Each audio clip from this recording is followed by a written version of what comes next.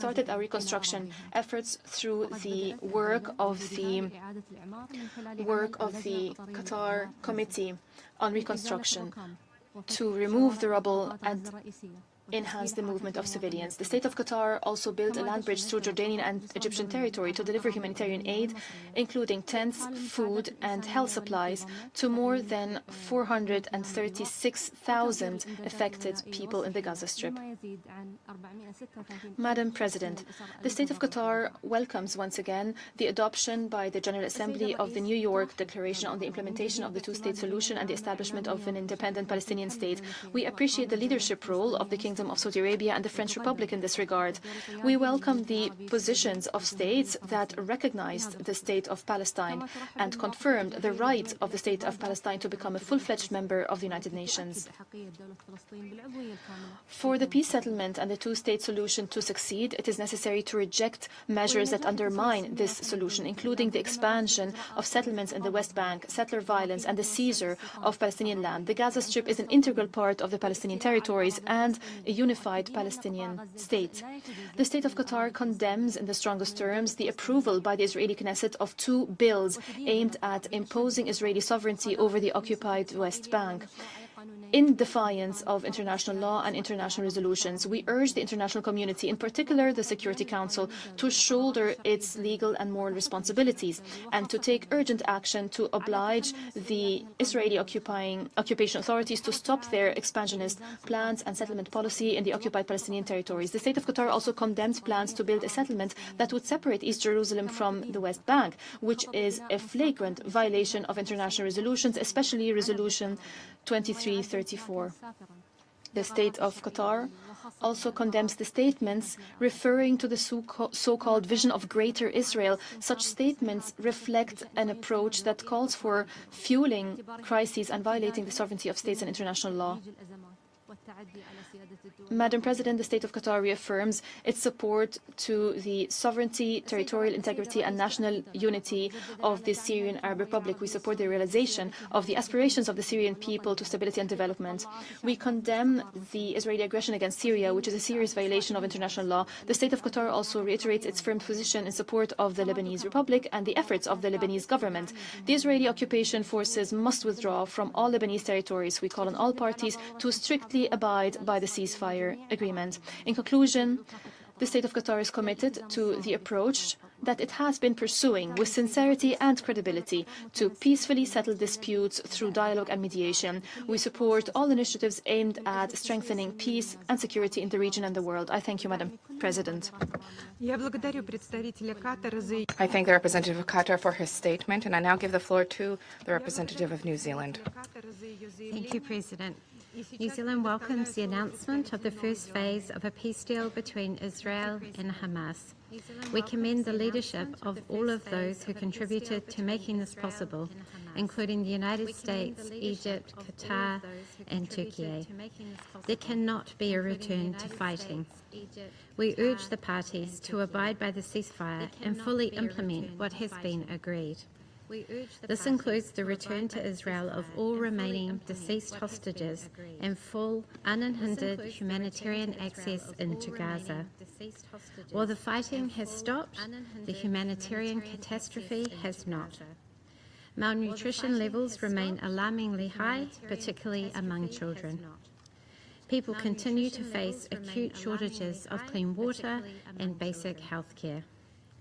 Humanitarian organizations must be allowed access throughout Gaza to reach those most in need.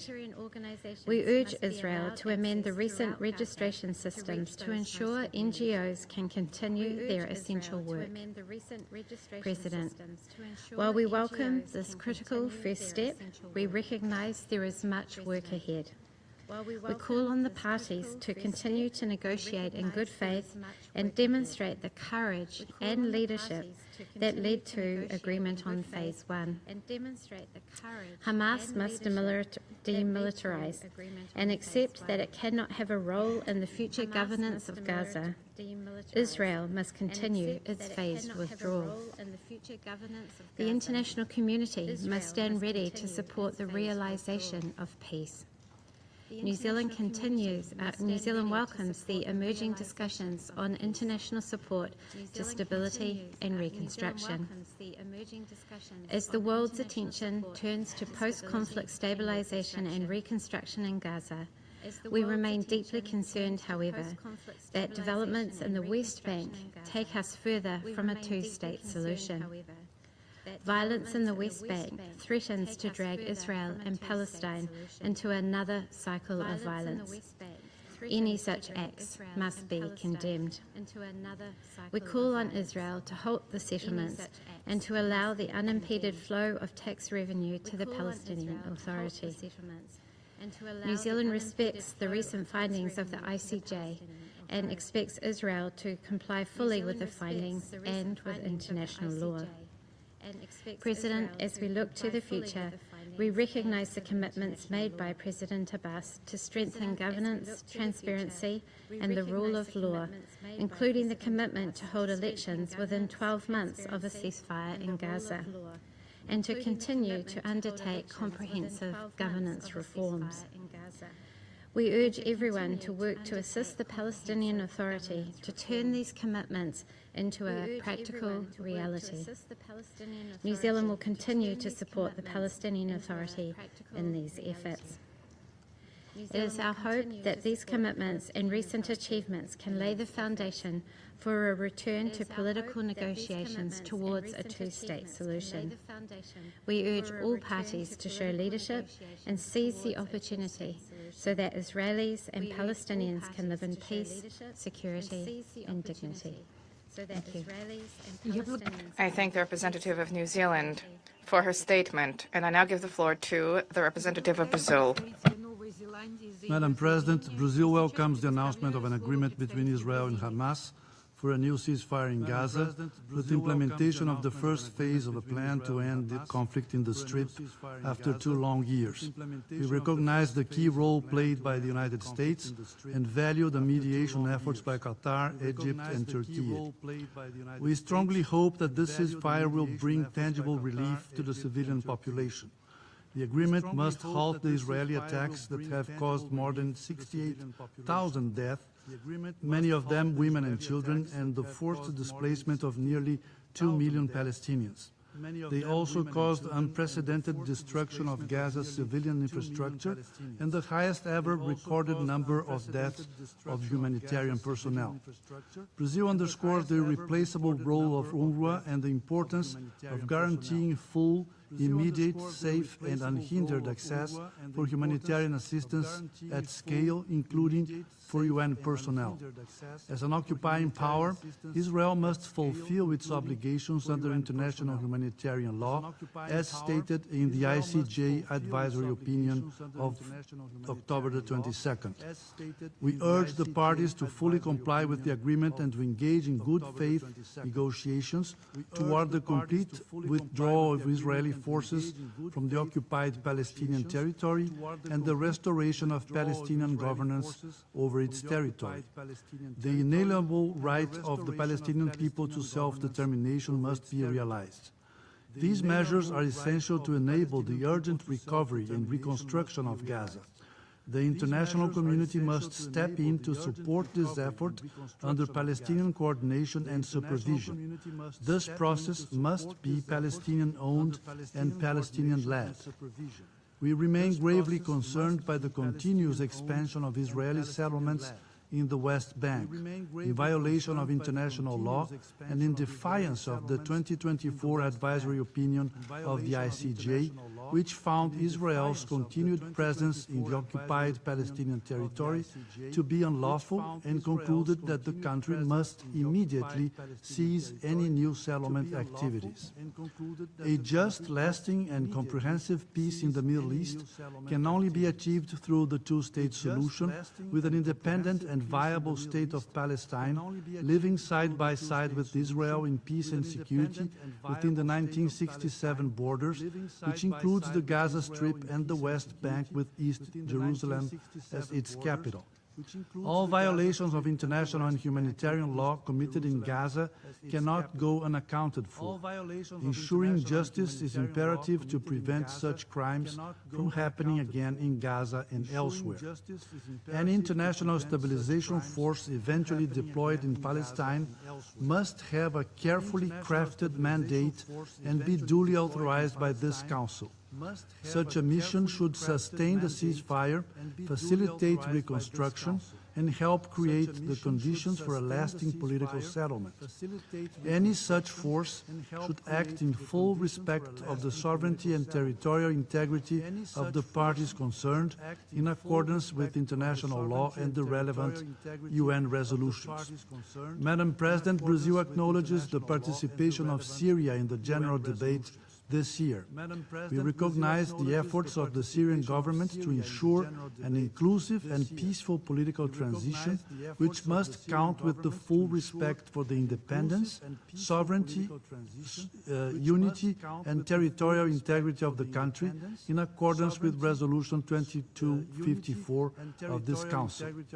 Brazil condemns the Israeli occupation of the demilitarized zone in Syria in violation of the 1974 disengagement agreement and deplores the continued Israeli attacks against Syria as it prepares for reconstruction and reconciliation. We welcome the lifting of unilateral sanctions against Syria, which should have a positive impact on the country's economy and enable its urgent reconstruction efforts. Brazil welcomes the Security Council's renewal of the mandate of UNIFIL and reiterates its support for the mission's essential role in preserving stability in southern Lebanon. With strong human ties to Lebanon and having led the UNIFIL Maritime Task Force from 2011 to 2021, Brazil remains committed to the mission's objectives. The full implementation of Resolution 1701 continues to be hindered by the Israeli occupation of Lebanese territory and repeated violations of the ceasefire agreed in November 2024 and of Lebanon's sovereignty. Finally, Brazil expresses grave concern over reports of the detention of additional UN staff in Yemen. We call for their immediate release and reiterate that protecting UN personnel is a fundamental obligation under international law. Madam President, peace, stability and respect for human dignity must prevail across the entire region. In a world marked by conflict and tension, we hope the Middle East can finally find a political path to peace and the long-standing conflict between Israel and Palestine. Let the people of Palestine finally know peace, and let this peace extend throughout the region. Thank you. I thank the representative of Brazil for his statement, and I now give the floor to the representative of Oman. Madam President, I'm honored to speak on behalf of the Arab Group at this important meeting, which comes at a critical moment in the history of our region. The world today stands before a new reality that is unfolding following the launch of the peace plan and the implementation of the Sharm el-Sheikh agreement. The ensuing political and humanitarian indicators restored hope in the possibility of turning the page on the pain and suffering that the Palestinian people have endured over decades of occupation, turning the page on the violence and the deprivation of Palestinians of their most basic rights. The Arab Group congratulates the Russian Federation on its wise presidency of the Council this month. We thank the Russian Federation for holding this meeting at a time when the world needs a reasonable and responsible voice to remind us of the provisions of international law and of the collective responsibility of the Security Council to maintain peace, justice, and to protect mankind from the hell of war and occupation. Madam President, over the past 2 years, Gaza has paid a heavy price that goes beyond anything anyone could bear. Tens of thousands of lives were lost. Entire cities were razed to the ground. Millions are living in the rubble, hungry and displaced. What we've witnessed is not merely a military conflict. It is a horrific humanitarian tragedy and a flagrant violation of international humanitarian law. Palestinians have been suffering from a suffocating siege, undergoing collective punishment. Civilians have been deprived of food, medicine, and electricity, deprived even of their dignity. We welcome the ceasefire agreement reached on October 13, 2025 in Sharm el-Sheikh. The comprehensive and durable consolidation of this agreement is a collective responsibility. The calm on the ground must be translated into concrete steps to prevent the recurrence of this tragedy and to ensure the protection of civilians. In this context, the Arab Group fully supports the efforts made by the Brotherly Arab Republic of Egypt and the Brotherly State of Qatar, in addition to international efforts which have led to this historic agreement.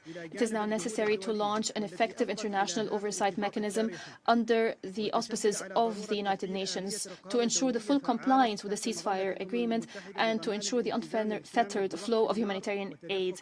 The Arab Group also renews its full support to UNRWA, which is a lifeline for millions of Palestinian refugees. We strongly condemn all attempts to undermine its mandate or undermine its noble humanitarian role.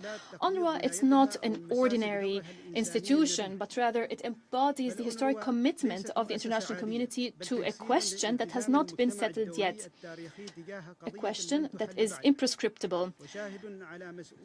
We welcome the decisions of the ICJ, most recently the advisory opinion dated the 22nd of October on the obligations of Israel in and around the occupied Palestinian territory. It reaffirmed that Israel is obliged, according to international humanitarian law, to ensure that residents of the occupied Palestinian territory, including Gaza Strip, to ensure that they receive the humanitarian aid that they need, and to ensure implementing all rescue plans, including through the United Nations and the United Nations agency, especially UNRWA. Madam President, the last few weeks have brought real signs of hope to the political landscape. The adoption of the New York Declaration on the peaceful settlement and the implementation of the two-state solution by the United Nations General Assembly has been a turning point on the international path towards ending the occupation.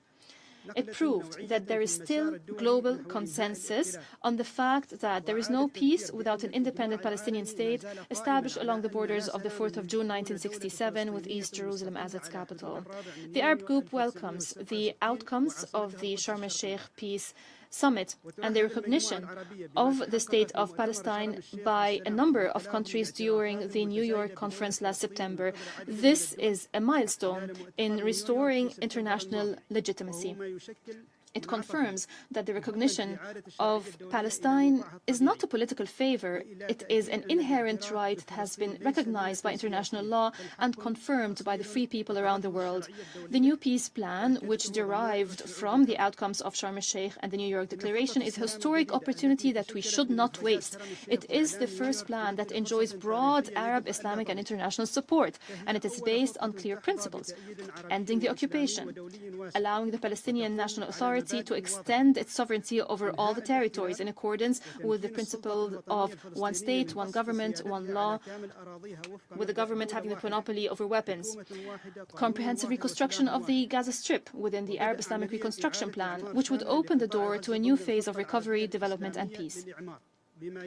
The Arab Group believes that this plan is not a temporary settlement, but rather an opportunity to reshape the future of the entire region based on the rule of law, justice and coexistence. Madam President, the Security Council, the body established for the maintenance of international peace and security, should not stand idly by as a people is suffering and deprived of its right to life and dignity. It is time for the Council to shoulder its moral and legal responsibilities. It must effectively translate the international consensus into practical steps, starting with granting the State of Palestine full membership to the United Nations, to ending the occupation and enabling the Palestinian people to exercise their inalienable rights.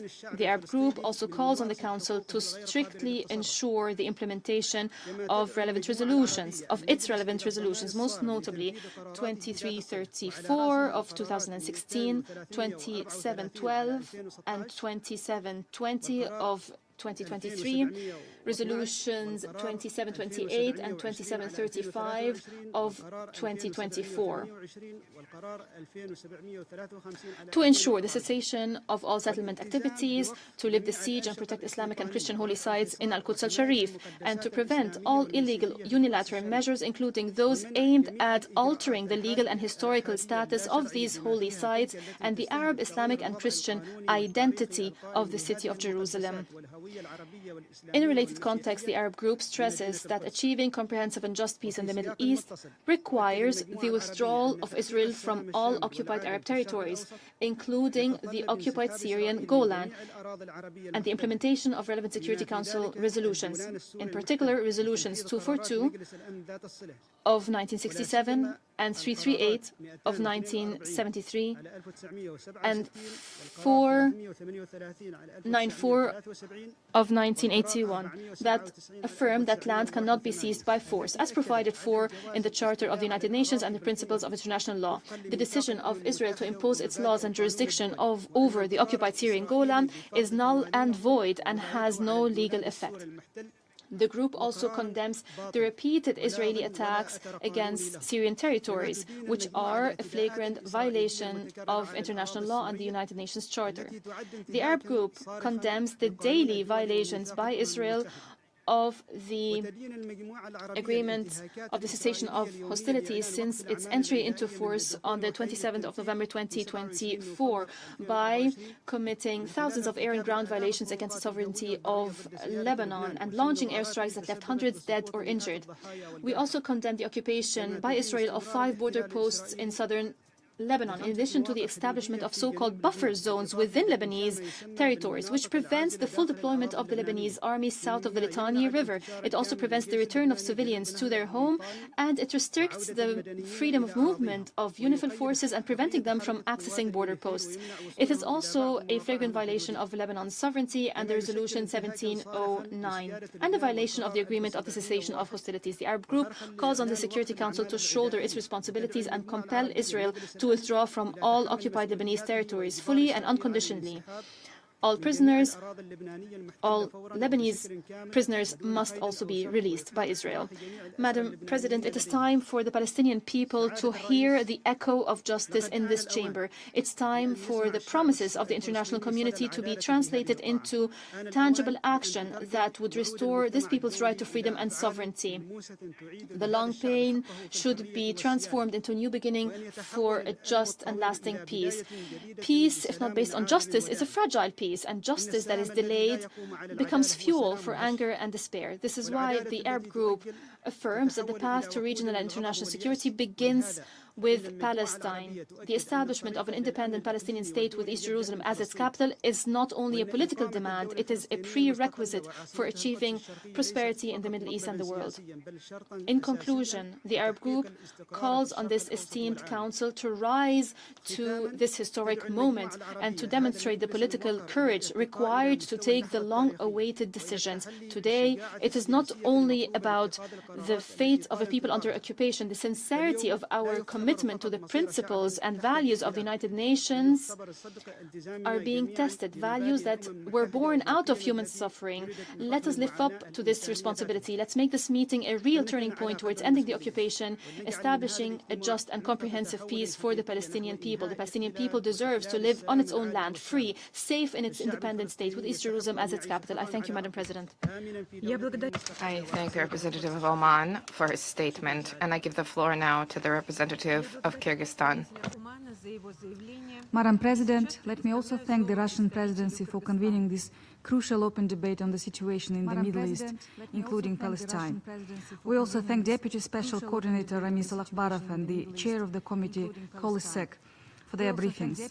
We welcome the recent ceasefire. This is an important step forward, ending this long-standing conflict.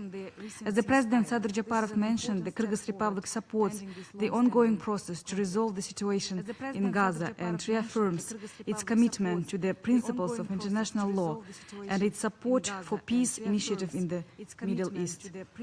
The peace initiative of US President Donald Trump, as well as the diplomatic efforts of Egypt, Qatar and Turkey, deserve the full support of the international community. Madam President, Kyrgyzstan supports a two-state solution. This must be based on international law and relevant UN resolutions. Palestinians have the right to live in a free and independent state. We call on all parties to respect international humanitarian law. Civilian lives must be protected. Humanitarian aid must reach those who need it without obstacles. Gaza is facing a deep humanitarian crisis. Infrastructure is destroyed. Medical supplies, food and clean water are urgently needed. Let me propose the following steps. The Council should call for the urgent opening of humanitarian corridors. Aid must be delivered without delay or conditions. The Council should call for the resumption of direct negotiations under the mediation of the UN and other partners. Peace talks must be inclusive, credible and time-bound. The Council should consider measures to monitor the ceasefire and help prevent future escalations. We unequivocally condemned all acts of violence against civilians, regardless of the perpetrator, as such actions are indefensible and undermine prospects for peace. Durable peace cannot be achieved through coercion, but must be rooted in justice, dialogue, mutual respect and recognition of legitimate aspirations. Kyrgyzstan stands ready to support confidence-building measures between the parties and commends all those who have contributed to the current ceasefire. The peoples of the region have endured profound suffering for far too long. In line with our commitment to multilateralism, Kyrgyzstan believes this Council bears a solemn duty to act decisively, impartially and promptly to advance a just and lasting solution. I thank you. I thank the representative of Kyrgyzstan for her statement, and I now give the floor to the representative of Japan. Thank you, Madam President. There is a long-awaited window for peace in some parts of the Middle East. In Syria, the first parliamentary election took place since the fall of the Assad regime.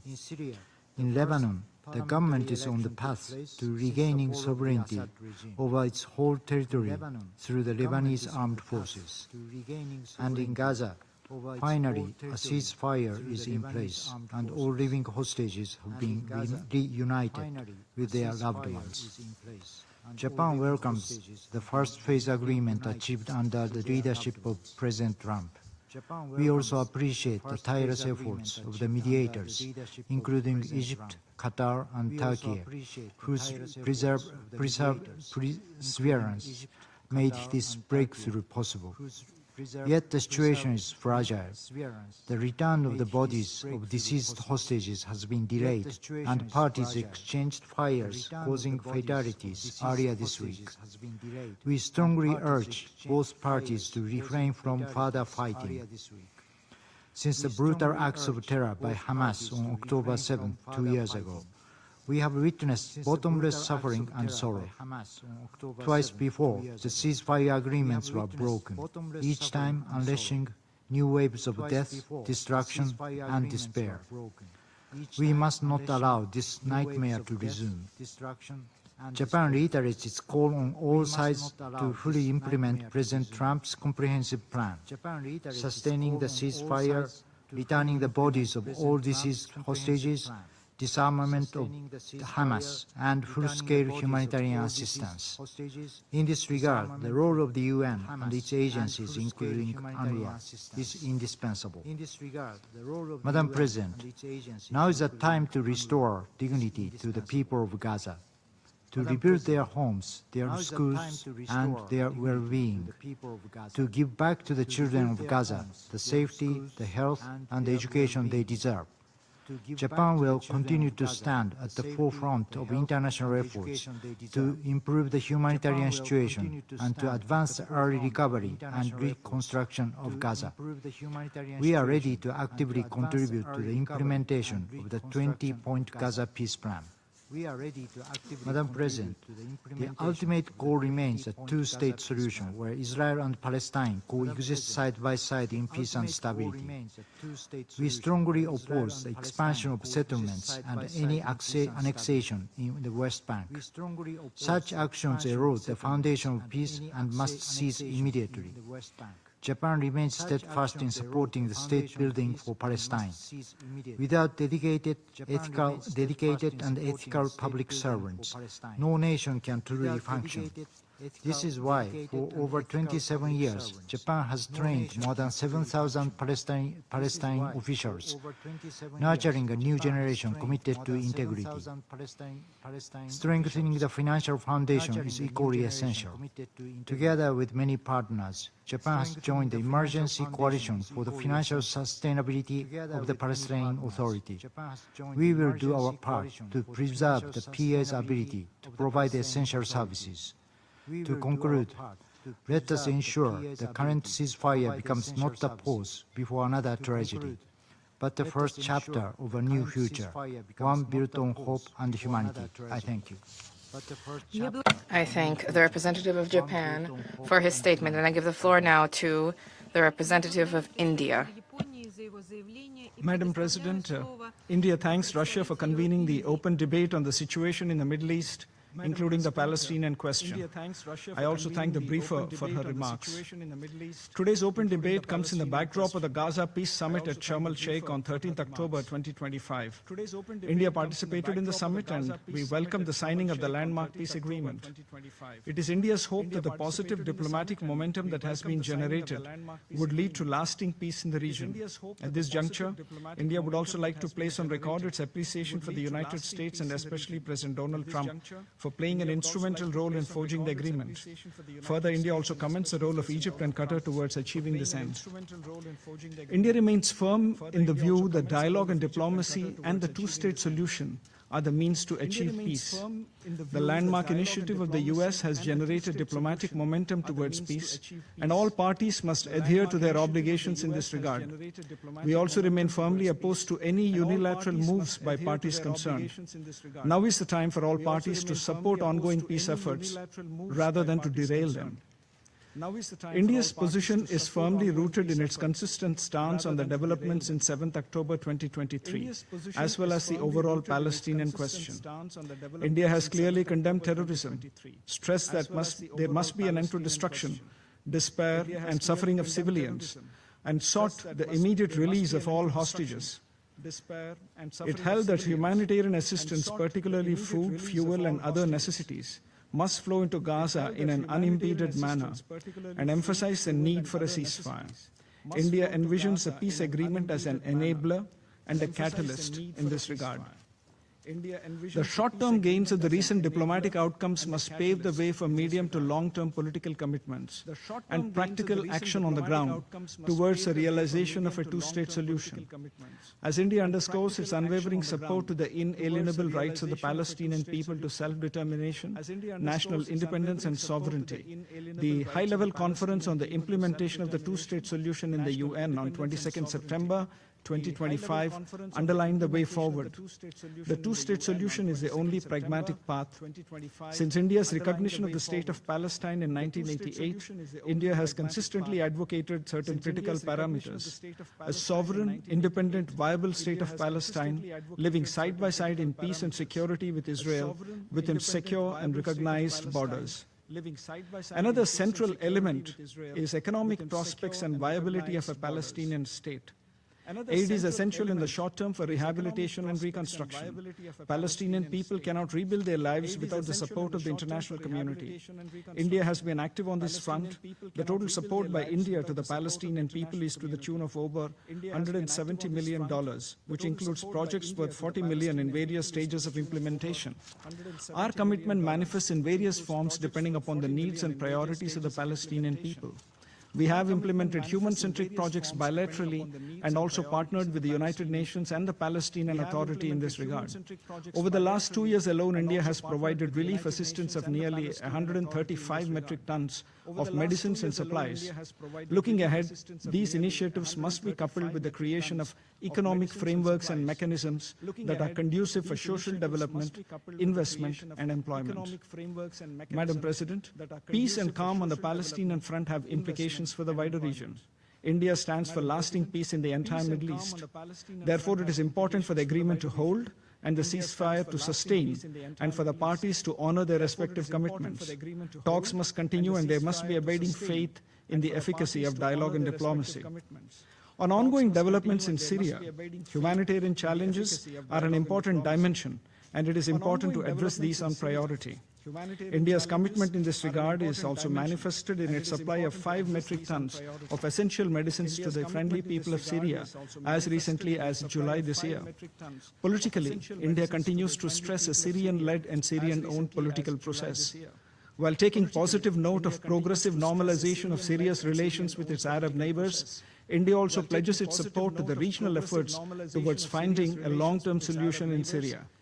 Indian troops in UNDOF remain steadfast in executing their mandate even during extreme challenges experienced during the recent conflict, including the supreme sacrifice by Acting Force Commander Brigadier General Amitabh Jha in December 2024.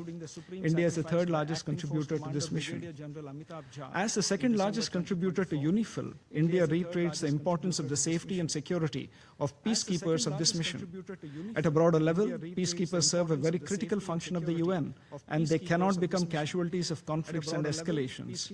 India remains hopeful that the Lebanese armed forces would be equipped to discharge the entire spectrum of its responsibilities once the UNIFIL sunset clause becomes operational towards the end of 2026. The humanitarian situation in Yemen is an area of concern. Humanitarian assistance must be above politics. It must reach all civilians, irrespective of affiliations and power structures.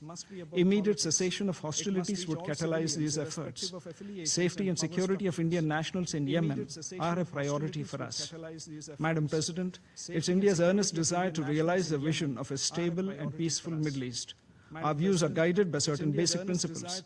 All human beings have the right to lead normal lives. Deprivation and indignity cannot be a part of daily life, and civilians must not die due to conflict. India stands fully ready to contribute to this endeavor. I thank you, Madam President. I thank the representative of India for his statement, and I give the floor to the representative of Turkey. Thank you, Madam President. I have the honor to deliver the statement on behalf of the group of the member states belonging to the Organization of Islamic Cooperation in our capacity as the chair of the group. Madam President, distinguished members of the Council, at the outset, I'd like to express our sincere appreciation to the Russian Federation for convening this quarterly open debate and for the comprehensive briefings provided to the Security Council on the situation in the Middle East, including the Palestinian question. The just concluded high-level week of the 18th session of the UN General Assembly witnessed a series of promising events and encouraging outcomes in relation to the peaceful resolution of the Palestinian question, including an end to the Israeli military aggression and unprecedented humanitarian disaster and devastation it has caused in Gaza. First, the successful adoption of the New York Declaration on the peaceful settlement of the question of Palestine and the two-state solution, following its overwhelming endorsement at the UN General Assembly on the 12th of September this year, underscored the well-known global support for the existence and independence of the State of Palestine along the borders of 1967. In this regard, we congratulate President Emmanuel Macron of France and Crown Prince Mohammed bin Abdulaziz Al Saud for the co-chairs of the high-level international conference on the peaceful settlement of the question of Palestine and the implementation of the two-state solution, on the extensive efforts exerted to convene the conference and advance its urgent and crucial objectives. Second, the official declarations of the recognition of the State of Palestine by the Presidents and heads of state of 11 UN member states during the high-level international conference on Palestine held on 22nd September has undoubtedly set the stage for the formal recognition of the State of Palestine. We reiterate the earlier commendation by several OIC member states of this timely recognition of the State of Palestine and the long-standing call by our group for the admission of the State of Palestine to full UN membership. Third, we welcome the efforts of US President Trump and the signing earlier this month of a ceasefire agreement for Gaza, which has brought desperately needed relief to the Palestinian civilian population in Gaza in the face of mass displacement, starvation and famine, and has opened a new vista in the global demarches for a durable peace in the Middle East. We welcome the implementation of the ceasefire and the subsequent release of hostages and prisoners. We also commend the convening of the Sharm el-Sheikh Peace Summit under the co-chairmanship of President Trump of the USA, the President Abdel Fattah of Egypt, aimed at bringing about an end to the war in Gaza, the promotion of a just and lasting stability in Palestine and the Middle East at large, and we welcome President Trump's declaration for enduring peace and prosperity signed by Egypt, Qatar, my country, and the USA. In this regard, we express appreciation for the mediation efforts by the State of Qatar, the Arab Republic of Egypt, the Republic of Turkey, and the United States of America, which led to the signing of the Gaza ceasefire agreement during the summit. Madam President, against this backdrop of the foregoing positive developments, the OIC Group looks forward to a favorable outcome of the Council's debate today. Accordingly, we call on the Council to support and sustain the current momentum towards the restoration of a durable peace in Gaza and the entire occupied Palestinian territory, including concrete efforts to bring an end to Israel's illegal occupation. We call on this distinguished Council to take adequate measures towards contributing to the successful implementation of the ceasefire and subsequent phases with a view to ensuring the restoration of the inalienable rights of the Palestinian people in accordance with international law and the declared wishes and decades-long consensus of the international community. In this regard, we call on the Council to consider the ex-ante UNGA resolution ES10/24 of 18 September 2024, the ICJ advisory opinion of 19 July 2024, and the New York Declaration on the peaceful settlement of the question of Palestine and the implementation of the two-state solution adopted on 30th of July this year as positive evidences of the universal endorsement of the peaceful settlement of the Israeli-Palestinian conflict on the basis of international law, the foundation of any just and peaceful solution. Certainly, these legal texts represent a declaration of support for the Palestinian people's natural, historical, and legal right of self-determination and the independence of their state with Al-Quds al-Sharif as its capital. In this regard, we call for the timely action of the Council on the admission of Palestine as a full-fledged member of the United Nations. We are inspired by the commitments endorsed by the overwhelming members of the UN General Assembly in the New York Declaration to hereby call on the Security Council to support a collective action to end the war in Gaza and to achieve a just, peaceful, and lasting settlement of the Israeli-Palestinian conflict. This includes the recognition of the grave implications of the high human and material toll of the Middle East conflict for regional and international peace and security. We also echo the provision of the New York Declaration that only a political solution can deliver peace or security, not war, terror, or forced displacement. Furthermore, we endorse the salient commitment in the New York Declaration on the imperative of entrusting the Palestinian Authority solely with all matters relating to governance, law enforcement, and security access to all Palestinian territory, along with international support, while we welcome the one state, one government, one law, one gun policy of the Palestinian Authority. To this end, we reaffirm the recent resolution of the OIC Council of Foreign Ministers in its extraordinary conference held in Jeddah, Saudi Arabia on the 25th of August 2025, which rejected any calls, plans and policies aimed at displacing the Palestinian people, whether inside or outside Palestine, including the Gaza Strip, or changing the demographic composition thereof. We welcome the establishment of the Emergency Alliance for the Financial Sustainability of the Palestinian Authority, which aims to stabilize the financial situation of the Palestinian Authority and assure its ability to govern, provide for essential services, and maintain security. Accordingly, we seek the urgent implementation of the Arab OIC reconstruction plan to allow early recovery and reconstruction in the Gaza Strip, and we encourage all states, regional and international partners to participate in the Gaza Recovery and Reconstruction Conference to be held in Cairo. Madam President, in expressing our firm support for the unfolding positive and encouraging signals towards alleviation of the unbearable suffering borne by the Palestinian people and a successful implementation of the ceasefire agreement in its all phases, we urge the esteemed Council members to take cognizance of the very huge cost of the two-year war in Gaza in human and material terms. This is represented in the colossal loss of over 68,000, mostly civilian casualties, including hundreds or thousands of more wounded and the forced displacement of nearly the entire population, over 2 million people. In addition, the loss of over 1,700 medical and humanitarian personnel, as well as about 370 UNRWA staff and 270 journalists, has demonstrated the nature of the humanitarian tragedy attendant on the war in Gaza and elsewhere in the occupied Palestinian territory. This disastrous and unlawful situation demands our continuing urgent attention and all efforts to alleviate it and ensure a just and lasting solution. We thus reaffirm our sincere hope that the recent peace plan will usher in the much-desired peace in Palestine and in the entire Middle East region.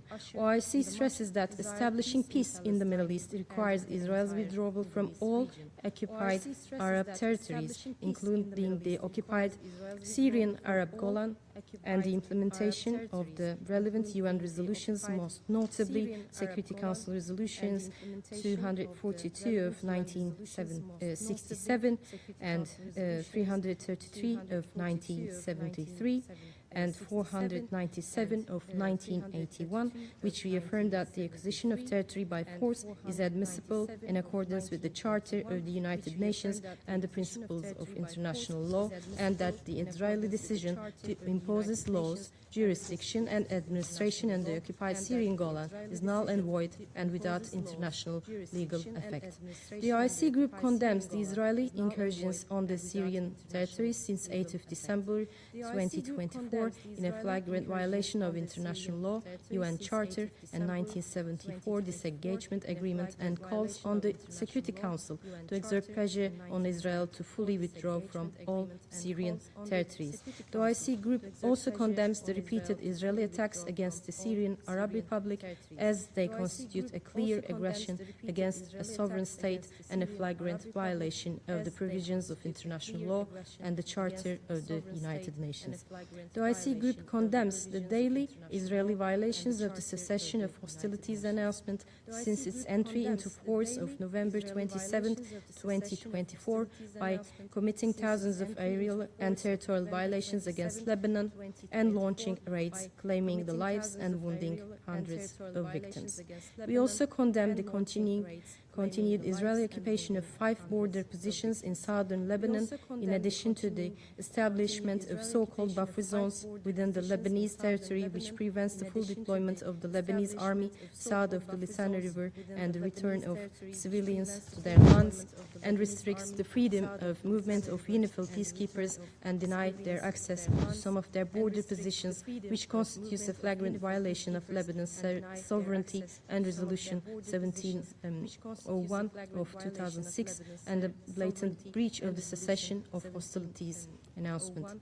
we call on the Security Council to assume its responsibilities and to enjoin Israel to withdraw from all Lebanese occupied territories immediately, fully and unconditionally, and to release all Lebanese held captives by Israel.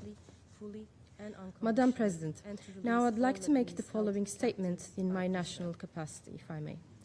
Turkey welcomes the establishment of a ceasefire in Gaza and calls for the full and immediate implementation of the ceasefire agreement.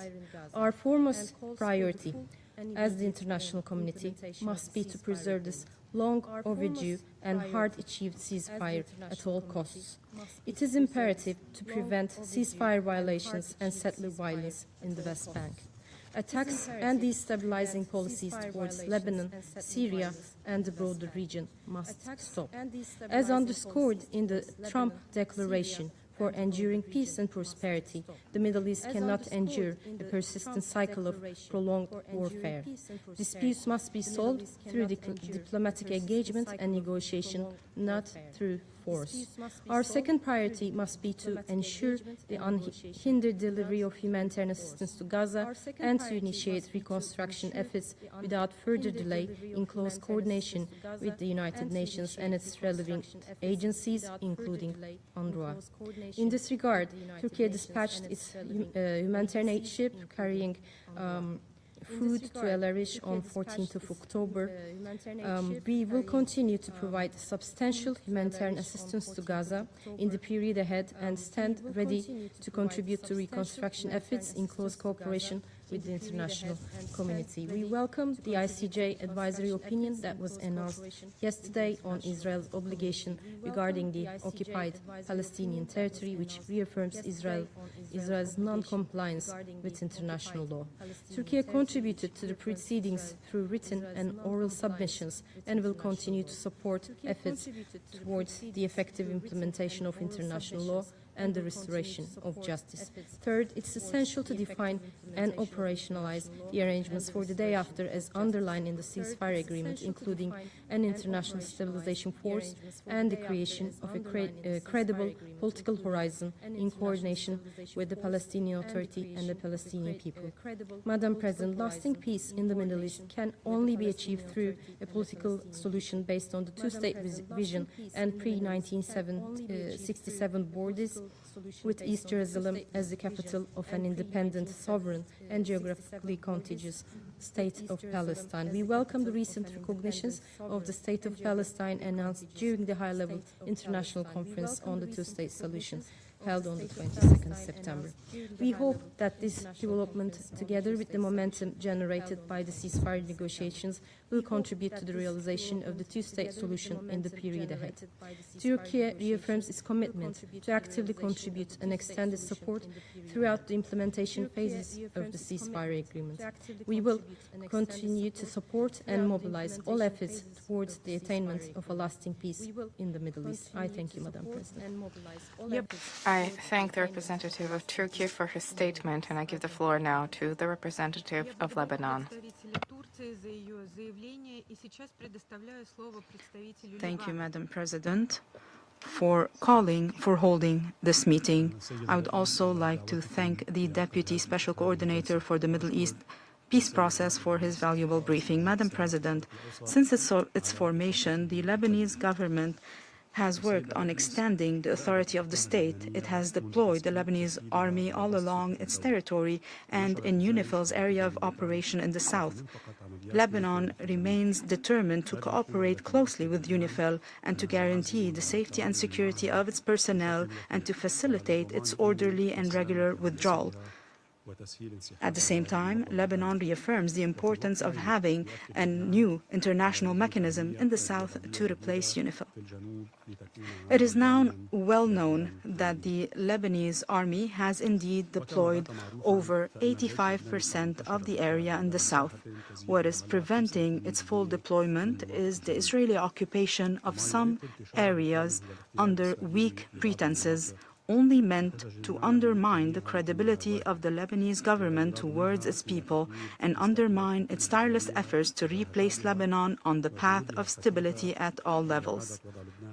Allow me to strongly denounce the repeated Israeli attacks against civilians and civilian infrastructure in Lebanon and against UNIFIL.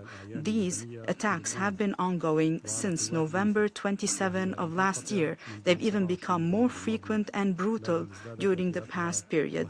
Although Lebanon remains fully committed to the cessation of hostilities, therefore, we renew our call on this August Council and the United States and France as the guarantors of the cessation of hostilities to honor their obligations and responsibilities in this regard.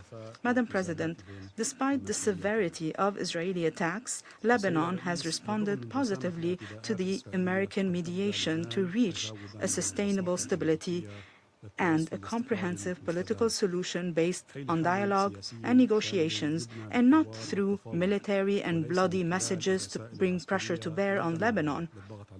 The form and dimensions of this dialogue will be determined by the Lebanese government in due time, and it will depend on the cessation of attacks and the withdrawal from occupied territory and the release of detainees.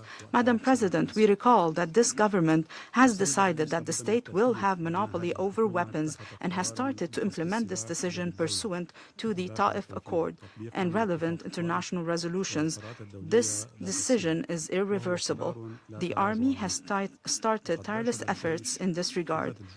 It is highly important to provide the necessary support to the army and armed forces so that they can carry out these tasks all over the territory and in Palestinian camps, and to control and monitor borders with Syria, which is positively engaging with Lebanon, and this will surely strengthen the relationship between the two countries on the basis of mutual respect and non-interference in international affairs, bilateral cooperation, and this will contribute to achieving stability in both countries. Madam President, social stability is an integral part of security stability. One sustains the other. Therefore, we do hope that friendly countries will accompany the efforts of the Lebanese government and support its reconstruction efforts and strengthen the pillars of stability. We would like to thank all countries that stood beside Lebanon. We especially thank the French President for his tireless efforts to hold 2 conferences to support the security institutions and the reconstruction efforts before the end of this year.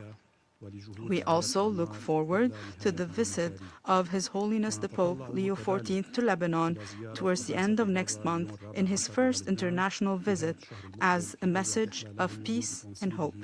Madam President, Lebanon welcomes the recognition of the State of Palestine by a large number of countries. Without a doubt, this is a brave step that should be commended. It will surely contribute to making progress in achieving the two-state solution that is long awaited. We do hope that this will be an opportunity to review positions and to work towards a just and comprehensive peace. We also value the mediation efforts to guarantee a first-phase agreement between Hamas and Israel. We do hope that this agreement will be a step forward towards ending the humanitarian suffering of the Palestinian people. In conclusion, the international community must continue to bring pressure to bear on Israel to respond to the calls to end its aggressive policy in Palestine, Lebanon, and Syria, and provide a positive environment to work on reaching a just and comprehensive peace that achieves stability in the Middle East. I thank you. I thank the representative of Lebanon for his statement, and I give the floor now to the representative of Germany. Thank you, Madam President, and thank you for convening this timely open debate. After the heinous terrorist attacks by Hamas on October 7th and the subsequent war, the peace plan put forward by President Trump finally represents a beacon of hope. Germany welcomes the ceasefire and the release of the hostages, and we call for the return to Israel of the remaining deceased hostages that are still in Gaza. We further express our sincere gratitude to the United States, as well as to Egypt, Qatar, and Turkey for their important roles in reaching this agreement. Now it has to be implemented in full and without delay. The work on phase 2 of the plan has only just begun, and Germany stands ready, Madam President, to actively contribute to this endeavor. In this regard, I would like to make 3 points. First, the suffering of the people in Gaza must end. There must be an immediate and substantial increase in humanitarian assistance. Since October 7th, we have provided $136 million in humanitarian aid, making Germany one of the largest bilateral donors. And this includes, I may add, $34 million recently dedicated to the support of the implementation of this agreement. To do so, there must be unhindered humanitarian access into Gaza, with the UN and its agencies, including UNRWA, playing a central role, as do, I may add, international humanitarian NGOs who need to be able to continue their vital work. In this regard, we have taken note of the advisory opinion rendered yesterday by the ICJ, stating Israel's obligations in relation to the presence and activities of the UN and others in the occupied Palestinian territories. At the same time, we are working with our partners to give the people of Gaza the opportunity to build a better future. The stabilization and the reconstruction of Gaza will be critical, and we believe there's no time to be lost. Therefore, Germany, together with Egypt and other partners, aim to convene in the coming weeks a reconstruction conference for Gaza. Second, we believe Hamas can have no role in Gaza's future, and Hamas must never again be a threat to Israel. Germany will actively support and participate in building a stable governance and security environment for the transition process, including through a role in the Board of Peace. We have already deployed personnel to the US-led Civil Military Coordination Center to support the establishment of an international stabilization force. To give this mission broad legitimacy, a Security Council resolution and close involvement of regional states will be crucial. Germany is also ready to contribute to the training of Palestinian security forces bilaterally and through EU missions. Third and finally, sustainable peace can only be achieved within the framework of a two-state solution, which realizes the right to self-determination of the Palestinian people. A strong and reformed Palestinian Authority is essential to making that two-state solution a reality. Germany is the largest bilateral donor to the Palestinian Authority, with an ongoing portfolio exceeding $1 billion, and we will continue to support the PA, including in its reform process. Madam President, the adoption of the New York Declaration only a few weeks ago, endorsed by a broad majority of UN member states, including Germany, has brought new momentum to the two-state solution. We will work very closely with our partners to maintain this momentum so that finally Israelis and Palestinians can live side by side in peace, dignity, and security. I thank you. I thank the representative of Germany for his statement, and I give the floor now to the representative of Poland. Madam President, Poland aligns itself with the broad statement to be delivered by the European Union. Madam President, I would also like to thank Mr. Ramis Alakbarov for his comprehensive briefing. Distinguished colleagues, Poland welcomes the ceasefire agreement between Israel and Hamas, brokered by the United States in coordination with the coalition of the Arab nations. We commend Egypt for its pivotal role in securing the truce and express sincere gratitude to all parties for showing their commitment to peace. We also recognize the French Republic, the Kingdom of Saudi Arabia and other international partners for convening the high-level international conference on this two-state solution. Poland proudly voted in favor of the resolution endorsing the conference's final declaration, which reflects a growing international consensus and a renewed diplomatic determination to address the Israeli-Palestinian conflict with urgency. While the ceasefire brings some relief, we remain deeply concerned about the fragility of the situation. The recent violence reminds us that the peace is far from assured. This agreement, though significant, is delicate and demands vigilant implementation. Since the escalation began, Poland has actively engaged within the UN framework to advocate for the protection of civilians in Gaza. Today, we again call on all parties to exercise utmost restraint. No further loss of innocent lives can be tolerated. The future of the Palestinian people must rest on international law. We reaffirm our strong support for the two-state solution, the only viable path toward lasting peace and normalization. This requires addressing Israel's legitimate security concerns and ensuring full Palestinian statehood. In this regard, Poland believes Hamas must have no role, political, economic or security-related, in Gaza's future. Distinguished colleagues, we are also deeply concerned by the developments in the West Bank. The rapid expansion of the illegal settlements and ongoing violence against Palestinians are unacceptable and must end. We trust renewed international engagement will reinvigorate the broader political process. Implementing the second phase of the ceasefire will be complex, but remains on our only path to sustainable, just peace. Poland is committed to supporting these efforts fully. Distinguished colleagues, the humanitarian situation in Gaza remains catastrophic. There is an urgent need to resume unimpeded delivery of life-saving aid and to ensure the swift, safe return of UN agencies. Multilateral cooperation and coordination with the UN remains central to the humanitarian response. Poland stands ready to increase its national contribution.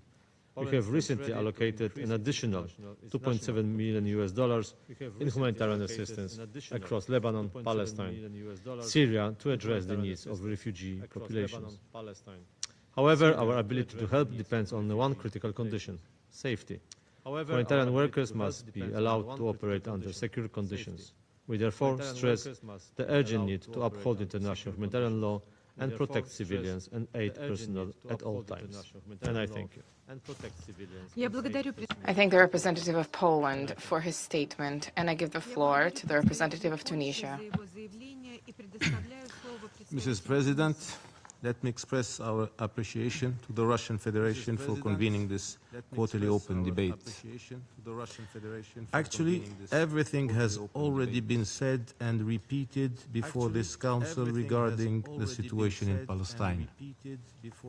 For now more than 75 years, this Council has been paralyzed and unable to restore the outrageously stolen rights of an entire people. All the international propaganda that has been organized and by all means possible disseminated for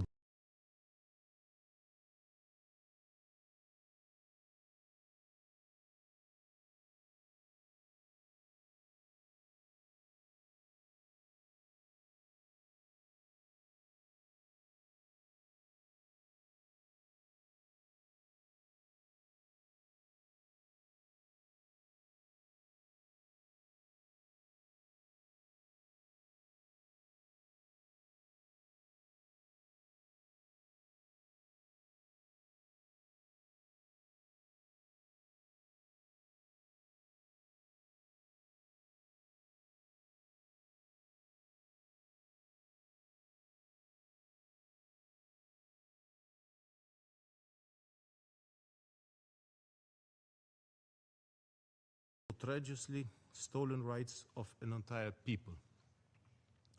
All the international propaganda that has been organized and by all means possible disseminated for hatred, racism, reckless escalation, and on endless criminal rush forward in total disregard of international law, exclusively relying on military force. And on the other side, an overwhelming majority of civilian victims, women, the elderly, children, and infants, killed by the world's most sophisticated weapons continuously supplied. We know in Tunisia for having suffered and fought against colonization, like so many countries around the world, that the colonizer will always be defeated in the end. And modern history has shown us that the end of those who commit genocides is to face international justice. Mrs. President, to conclude, Tunisia reiterates its unconditional support for the legitimate struggles of the Palestinian people to regain their inalienable and imprescriptible rights and to establish their independent and fully sovereign state over the entire Palestinian territory with Al-Quds al-Sharif as its capital. I thank you. I thank the representative of Tunisia for his statement, and I give the floor to the representative of Canada. Madam President, Canada remains firmly committed to the goal of enduring peace in the Middle East based on a two-state solution.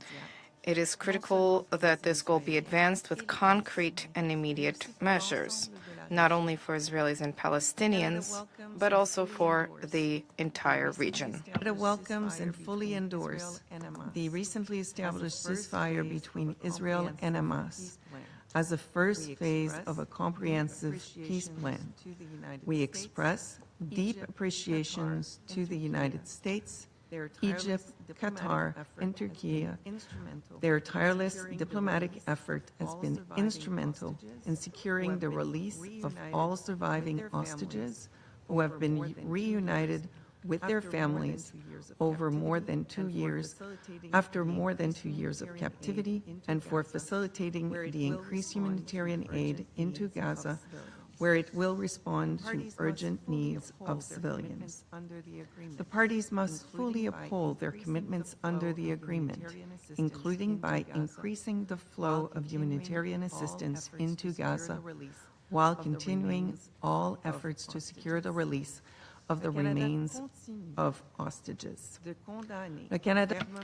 Canada continues to condemn in the strongest terms Hamas's horrific terrorist attacks perpetrated on 7 October 2023, which claimed the lives of nearly 1,200 people, including Canadian citizens. Canada remains deeply concerned by the catastrophic humanitarian situation in Gaza, where most of the population has been internally displaced multiple times and where famine is occurring. We continue to advocate for the unimpeded and large-scale delivery of humanitarian assistance into and throughout the Gaza Strip. Since October 2023, Canada has pledged over $400 million in humanitarian and development assistance to address the ongoing crisis in Gaza, and we are committed to supporting the scale-up of humanitarian assistance, stabilization efforts, and recovery after 2 years of devastating conflict. We look forward to engaging with international partners on these issues at the proposed international conference on early recovery and reconstruction in Egypt. Amidst the crisis in Gaza, we must not lose sight of alarming developments in the West Bank, where settlement, expansion, and extremist settler violence persist. Canada firmly opposes the expansion of settlements, including the E1 settlement project. Settlements not only undermine prospects for a two-state solution, but they are illegal under international law. Canada also condemns extremist settler violence and all acts of terrorism perpetrated against all civilians. As part of a global initiative aimed at preserving the two-state solution and empowering those who aspire to achieve a peaceful coexistence and the disarmament of Hamas, Canada formally recognized the State of Palestine on 21 September 2025. While we acknowledge that recognition alone cannot resolve all challenges, nor does it replace the need for negotiations on final status issues, recognition reflects Canada's long-standing support for the right to self-determination and human rights of the Palestinian people. The Palestinian Authority has committed to significant reform, including to holding general elections, to ensuring that Hamas has no future role in governance, and to demilitarizing the future Palestinian state. Canada remains closely engaged with the Palestinian Authority as it implements these reforms, each of which is critical to advancing the goal of peace, security, and dignity for Palestinians and Israelis alike. Achievement of a lasting peace in the Middle East requires sustained engagement on the part of the international community, and we stand ready to do our part. Thank you. I thank the representative of Canada for her statement, and I give the floor to the representative of Switzerland. Madam President, I wish to thank you for having convened this meeting. Switzerland applauds the progress made in implementation of Phase 1 of the 20-point plan of the United States. We applaud this important work done by mediator countries, the release of hostages, and the entry into force of the ceasefire. These are significant steps forward. I, however, wish not to miss this opportunity to focus and mention all of those people who do not have an opportunity to, who had not had an opportunity to see the ceasefire on both sides. They will remain etched in our memory. Switzerland calls upon all parties to conscientiously comply with commitments made as well as international law, specifically IHL and human rights. This includes the lasting cessation of hostilities, prompt and unimpeded humanitarian access, as well as the release of the remains of hostages, respect for international humanitarian law, including the obligation to authorize and facilitate humanitarian action, is an obligation. Under no circumstances can this be made conditional on the conduct of any of the parties. Increasing humanitarian assistance was agreed upon, and yet restrictions persist. There's a need for all crossing points to be opened for sufficient levels of assistance to reach without delay the Gaza Strip and for this to be distributed in accordance with humanitarian principles. Moreover, we stress that, as is recalled in Resolution 2730, international law requires safety and security to provide for humanitarian and UN personnel, including local personnel.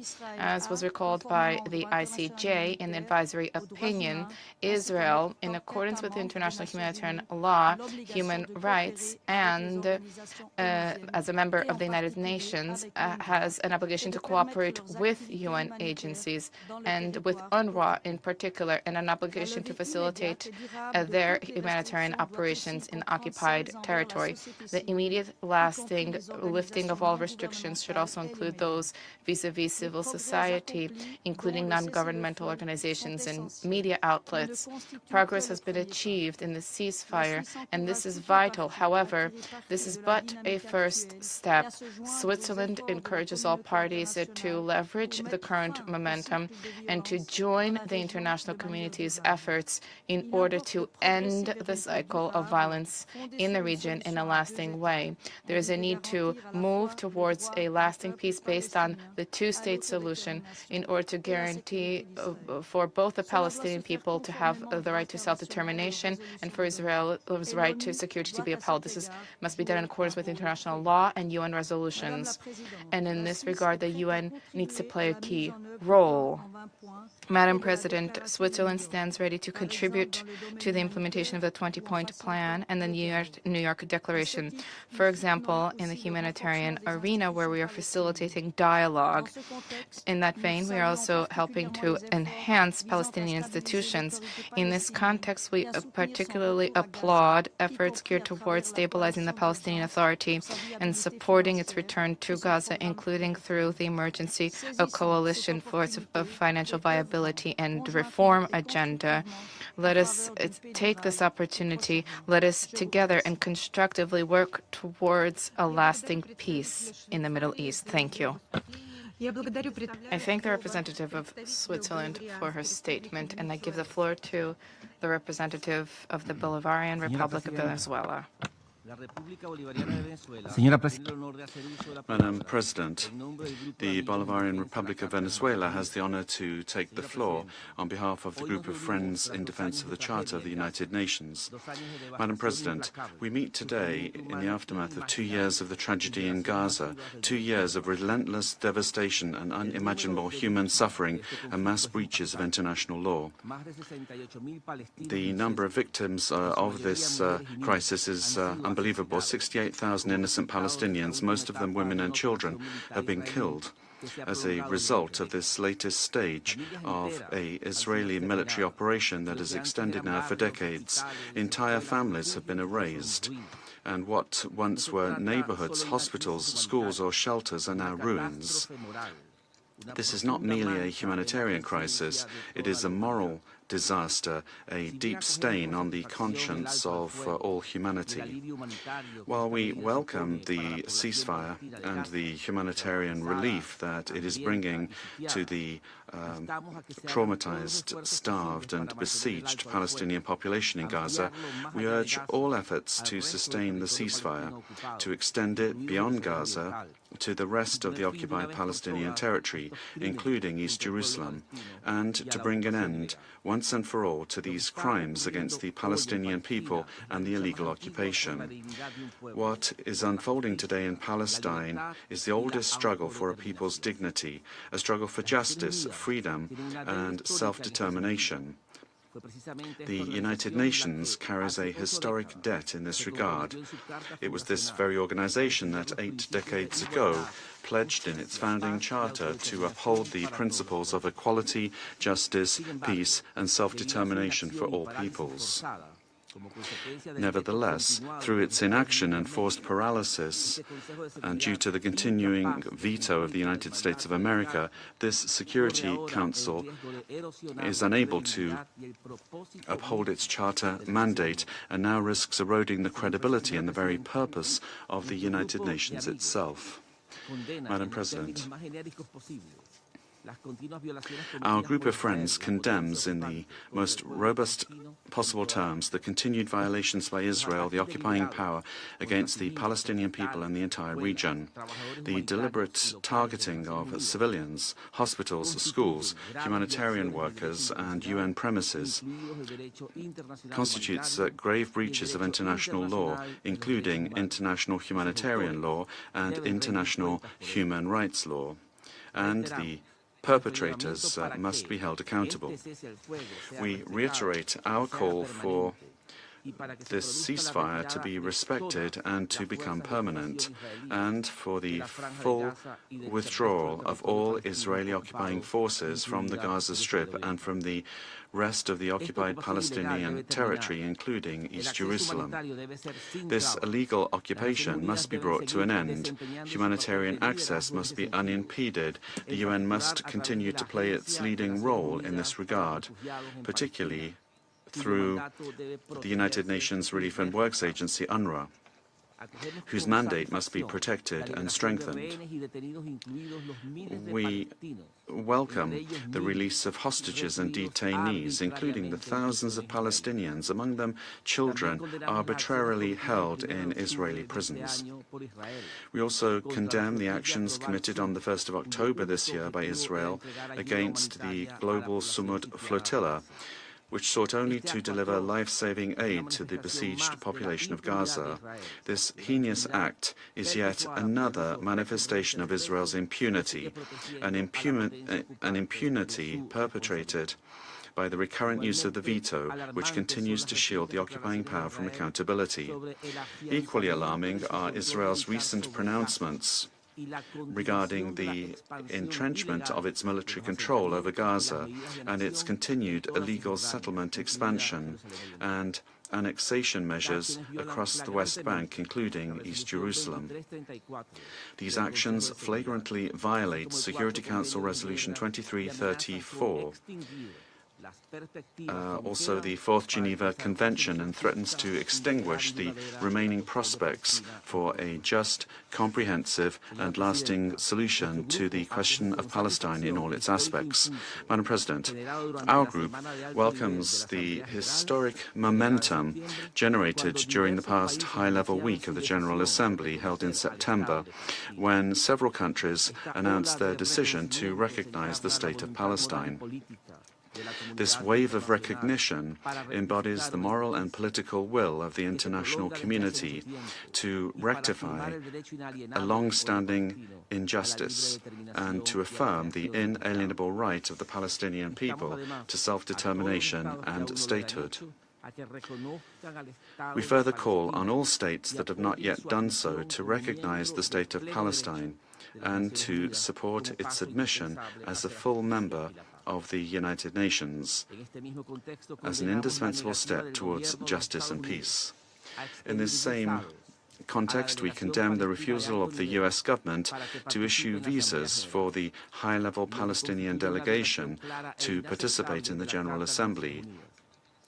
This is a clear and unacceptable violation of the UN Charter, of the Convention on the Privileges and Immunities of the United Nations and the Headquarters Agreement, and is in direct contradiction with the essence of multilateralism and the principle of sovereign equality of states. The United States, as host country, must comply fully with its obligations. Moreover, we express our serious concern at the continued attempts by Israel, the occupying power, to ignite and explode the Middle East region, as demonstrated by repeated gross violations of international law, coupled with its continued provocations and attacks against countries in the region. This is why we reject all threats of force or the use of force against the sovereignty and territorial integrity of the countries of the region, including the Islamic Republic of Iran. And we emphasize that such actions have the potential to further escalate tensions on the ground, thus endangering regional and international peace, security and stability as a whole. Madam President, the group of Friends in Defense of the UN Charter reaffirms its unwavering solidarity with the Palestinian people and its firm support for their just struggle for freedom and independence, for a sovereign and viable state of Palestine based on the pre-1967 borders and with East Jerusalem as its capital, guaranteeing the right of return of the Palestinian refugees in accordance with international law, relevant UN resolutions, and on the basis of the two-state solution.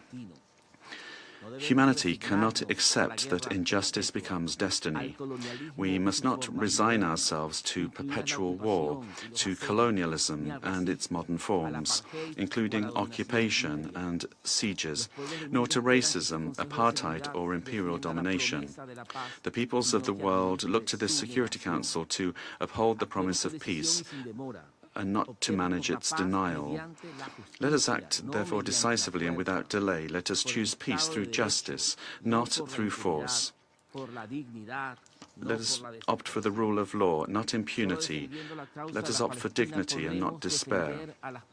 Only by defending the cause of Palestine can we defend the United Nations itself and preserve the hope of a more just and peaceful world, in line with the promise made 80 years ago when signing the founding charter of this organization. Thank you very much, Madam President. I thank the representative of the Bolivarian Republic of Venezuela for his statement, and I give the floor now to His Excellency Mr. Stavros Lambrinidis, head of the delegation of the European Union to the United Nations. President, I have the honor to speak on behalf of the European Union and its member states, the candidate countries North Macedonia, Montenegro, Albania, Ukraine, the Republic of Moldova and Bosnia and Herzegovina, as well as Liechtenstein, Andorra and San Marino aligned themselves with this statement. A few weeks ago, we witnessed a rare moment of hope in the Middle East. An important step was made on the path to peace. The European Union welcomes the ongoing implementation of the first phase of the comprehensive plan to end the Gaza conflict, put forward by President Trump, as well as the outcome of the 13 October 25 Sharm el-Sheikh Summit for Peace. The European Union calls on all parties to engage constructively and fully implement the agreement without delay, allowing for a permanent end to hostilities. The EU welcomes the release of living hostages and calls for the release of deceased and return of all the remaining bodies. The EU also calls for unimpeded access and sustained distribution of humanitarian aid into and throughout Gaza, including through the reopening of all crossing points. We reiterate that Hamas can have no role in Gaza's future and must never again be a threat to Israel. The European Union will continue to contribute to peace efforts and to actively engage with partners on the next steps. It will support the rapid, safe and unhindered delivery of humanitarian aid through all routes available by land, air and sea, including the additive Cyprus Maritime Corridor. in coordination with international partners, notably the United Nations and its agencies, and in accordance with international law. The EU stresses the essential role of the UN and its agencies, including UNRWA, which provides crucial support to the civilian population both in Gaza and the wider region. The EU stands ready to contribute to Gaza's stabilization, recovery and reconstruction, including the full use of the EU CSDP missions UBAM Rafah and EUPOL COPS. The EU is ready to deploy its mission UBAM Rafah as soon as the crossing will be opened. EUPOL COPS already advises and monitors the Palestinian civilian security sector, including the Palestinian civil police, to the maximum of its capacity. This support remains essential for stability in the West Bank and also for preparing the Palestinian Authority's plans for its role in Gaza. The European Union will more broadly continue to support the Palestinian Authority, including in its ongoing reform and in view of its return to Gaza, and also through the Palestinian donor group. The European Union calls on Israel to release withheld clearance revenues necessary to ensure the proper functioning of the Palestinian Authority and the delivery of essential services to the population. The European Union strongly condemns the further escalation in the West Bank, including East Jerusalem, following increased settler violence, the expansion of illegal settlements, Israel's military operation, and terrorist attacks against Israel. It calls on Israel to reverse the E1 settlement plan that further undermines the two-state solution. The EU recalls the high-level conference on the two-state solution, co-led by France and Saudi Arabia. We reiterate our commitment to international law and to a comprehensive, just and lasting peace based on the two-state solution, as many others have in this room today, in accordance with relevant UN Security Council resolutions, where two democratic states, Israel and Palestine, live side by side in peace within secure and recognized borders. The Global Alliance, as a political and implementation platform, is one of the mechanisms to translate into action the broad international consensus enshrined in the New York Declaration endorsed by 142 countries. Let me briefly turn to Syria. The European Union continues to stand with the Syrian people and is committed to supporting efforts for a peaceful and inclusive Syrian-led and Syrian-owned transition. The EU continues to call on the transitional authorities to ensure an inclusive political transition that fulfills the aspirations of all Syrians from all ethnic and religious backgrounds without discrimination. We remain committed to supporting the socioeconomic recovery of Syria and the reconstruction of the country. We urge all external actors, without exception, to fully respect Syria's unity, independence, sovereignty, and territorial integrity, and condemn any unilateral foreign military actions, presence, and attempts to undermine Syria's stability and prospects for a peaceful transition. The fight against Daesh and other terrorist groups, which continue to pose a threat to Syria and the entire international community, also remains a priority. The EU welcomes the agreement reached between the transitional authorities and the Syrian Democratic Forces and calls on the parties to work on a swift, comprehensive and peaceful implementation. The EU welcomes the roadmap announced by Syria, Jordan and the United States to address the crisis in the governorate of Suwaida and encourages the swift implementation of the agreement and continued dialogue among all parties. We call on the transitional authorities to continue and further enhance cooperation and engagement with all UN bodies and agencies and all humanitarian actors, and to grant them access to all areas in Syria.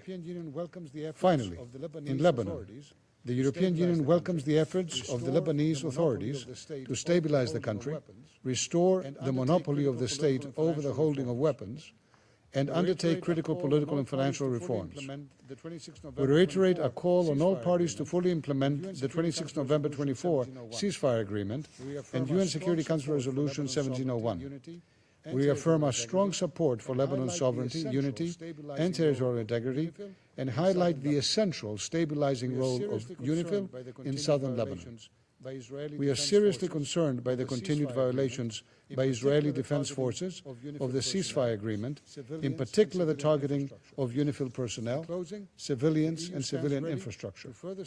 In closing, the EU stands ready to further step up its support to Lebanon in strengthening national institutions, including the Lebanese armed forces and the Lebanese security forces. Thank you. I thank Mr. Lambrinidis for his statement, and I give the floor now to the representative of Norway. Thank you, Madam President. Let me first join others in welcoming the agreement on the first phase of the comprehensive plan to end the Gaza conflict. We would like to pay tribute to the US and to President Donald Trump for this breakthrough, as well as to the Qatari, Egyptian and Turkish mediators who helped make it happen. The ceasefire agreement brings real hope of an end to the suffering in Gaza. All living Israeli hostages have been reunited with their families and loved ones. Many Palestinian prisoners have been released from Israeli prisons. It is vital that all parties now respect and honor the agreement and that the humanitarian aid can reach the many who need it. Hamas must be demobilized. Israeli forces must withdraw from Gaza. However, the path to lasting peace is still long. Israel's occupation must end, both in Gaza and in the West Bank. All processes regarding the future of Palestine must be led by Palestinians, and the Palestinian government must be enabled to govern all of Palestine, including Gaza. Only a two-state solution can provide the foundation for lasting peace, security, and dignified lives for people in both Israel and Palestine. We are committed to taking forward the work of the Global Alliance in follow-up to the New York Declaration. As chair of the International Donor Group for Palestine, Norway stands ready to contribute. Madam President, Norway especially commends the 20-point plan for putting the UN and the Red Crescent at the core of the humanitarian response, and for stating clearly that the entry of aid will proceed without interference from the two parties. This is in line with the strong message from the International Court of Justice in its advisory opinion yesterday. Israel has an obligation to facilitate life-saving humanitarian aid and basic services delivered by the UN, international organizations, and states to Palestinians living under occupation in Palestine. Despite the ceasefire agreement, Israel continues restricting the access of goods into Gaza. It is therefore highly valuable that the ICJ now has specified the international legal obligations Israel must adhere to. The ICJ has further reaffirmed that no state can place itself above its obligations under international law. This is essential both for Palestinians and for all other populations living in situations of war and conflict. Respect for international law is a prerequisite both for a rules-based international order and for a peaceful world. And this is the world that Norway will continue to fight for. And I thank you, Madam President. I thank the representative of Norway for her statement, and I give the floor now to the representative of Colombia. Thank you, Madam President. For the first time in 2 years, this meeting is taking place in an atmosphere of cautious hope. We recognize the progress achieved through the recent agreements and the implementation of the first phase, the ceasefire, the entry of humanitarian aid, and the release of hostages. These are developments that encourage continued support for the essential rights of the Palestinian people. We welcome the mediation efforts that have made this outcome possible, which must be respected and verified internationally. We are concerned about the incidents of violence in recent weeks and call for the protection of the ceasefire. The truce must mark the beginning of a real, credible, and lasting political process led by the Palestinian people. The only just and sustainable way out of the violence in the region is the two-state solution, with a free, sovereign, and viable Palestinian state within the pre-1967 borders. Colombia underscores the central role of the United Nations in promoting, facilitating, and verifying efforts for a just peace and in implementing the relevant resolutions. Madam President, Colombia recognizes that there are grounds for believing in progress, but we do not forget what has occurred, a genocide that has shaken the foundations of international law. We also would raise the alarm about the situation in the West Bank, which must not become a new theatre of war. Settler violence must cease, and the illegal expansion of settlements must stop, in accordance with UN resolutions and the orders of the International Court of Justice. We welcome the advisory opinion issued this week by the International Court of Justice and highlight the essential role of UNRWA in providing vital assistance, protecting the civilian population, and defending human dignity.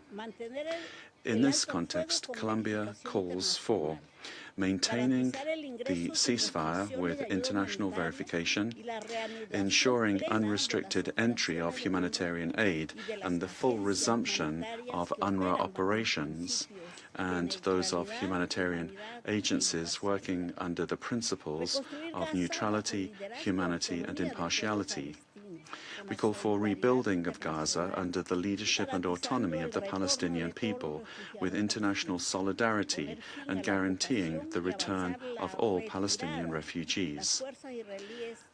We call for an ending of the occupation and advancing the withdrawal of Israeli forces from all occupied Palestinian territories. We call for the allowing of immediate access for international press to the Gaza Strip. We need to ensure accountability. And we need to implement the New York Declaration with a credible political process and clear timelines towards a free, sovereign, and viable Palestinian state. Today, we are moved by the cautious hope inspired by the first gestures of peace. But equally, we are driven by the conviction that justice and respect for international law are the only guarantees of non-repetition. Thank you very much. I thank the representative of Colombia for her statement. I now give the floor to the representative of Australia. Thank you, President. This debate comes at an historic time for the Middle East. Australia welcomes the Israel-Hamas ceasefire and the agreement to President Trump's peace plan. For the first time in years of immense suffering, both Israelis and Palestinians can have real hope for an enduring peace. We commend the leadership of President Trump and applaud the United States and the other mediators in Egypt, Qatar, and Turkey for their enduring efforts and critical role in bringing about this deal. Australia has been steadfast in calling for the release of the hostages so cruelly taken by Hamas on 7 October 2023, and we join so many others in this room and around the world in feeling relief at the release of the living hostages. We continue to call for the dignified return of hostage remains in line with the agreement. This historic agreement has given us a strong starting point, but there remain challenges ahead. Australia urges all parties to uphold the terms of the ceasefire and work towards implementing the plan in full. Regional and international support will be essential to safeguarding this fragile peace. Every effort must now be made to end the suffering and starvation in Gaza. Innocent civilians have suffered for too long. We urge Israel to comply with its obligations under international law and the binding orders of the International Court of Justice. This includes ensuring the unimpeded flow of aid at scale in full cooperation with the United Nations and the protection of humanitarian and United Nations personnel. President, Australia recognised the state of Palestine in September as part of a coordinated international effort to inject new momentum for a two-state solution. A two-state solution has always been the only path to enduring peace and security for both the Israeli and Palestinian people. We remain unequivocal in our condemnation of Hamas and our belief that it can have no role in Palestine's future. Together with our partners, Australia will continue to do what we can to contribute to a just and enduring peace for both Israelis and Palestinians. Thank you. I thank the representative of Australia for his statement, and I give the floor to the representative of Morocco. Madam President, at the outset, I would like to express our congratulations to the Russian Federation for assuming the presidency of the Security Council. We commend your leadership of the Council's deliberations. I take this opportunity to express our support to your presidency. I thank Mr. Ramiz Alakbarov, Acting Special Coordinator for the Middle East Peace Process, for his valuable briefing. Madam President, in line with the commitment of His Majesty the King, Chair of the Al-Quds Committee, and as he's concerned over the situation in the Palestinian territories, we call for more mobilization by the international community to get out of this crisis and to achieve durable and lasting peace. In this context, the Kingdom of Morocco welcomes the declaration by the President of the United States, His Excellency President Trump, that a ceasefire agreement was reached in Gaza. The Kingdom of Morocco expresses its appreciation to the tireless efforts and the personal engagement of His Excellency Mr. Trump. They led to this very hopeful outcome. We value the tireless efforts by all mediators. The Kingdom calls upon all parties to fully implement this agreement that would allow the releasing of the hostages and prisoners and would allow for the entry of humanitarian aid promptly and at scale, and would allow for the beginning of reconstruction in order to find a lasting and durable and just solution to the Palestinian question. Madam President, the Kingdom of Morocco, whose king chairs Al-Quds Committee, the Kingdom of Morocco stresses our commitment to the two-state solution as a foundation to ensure lasting peace in the region by establishing a sovereign state of Palestine along the lines of the 4th of June 1967 with Jerusalem, Al-Quds Sharif as its capital and Gaza is an integral part, living side by side by Israel in peace and security. The Kingdom of Morocco reiterates its readiness to contribute effectively in all tracks that has been agreed upon to ensure the rights of the brotherly Palestinian people and to ensure the stability in the Middle East.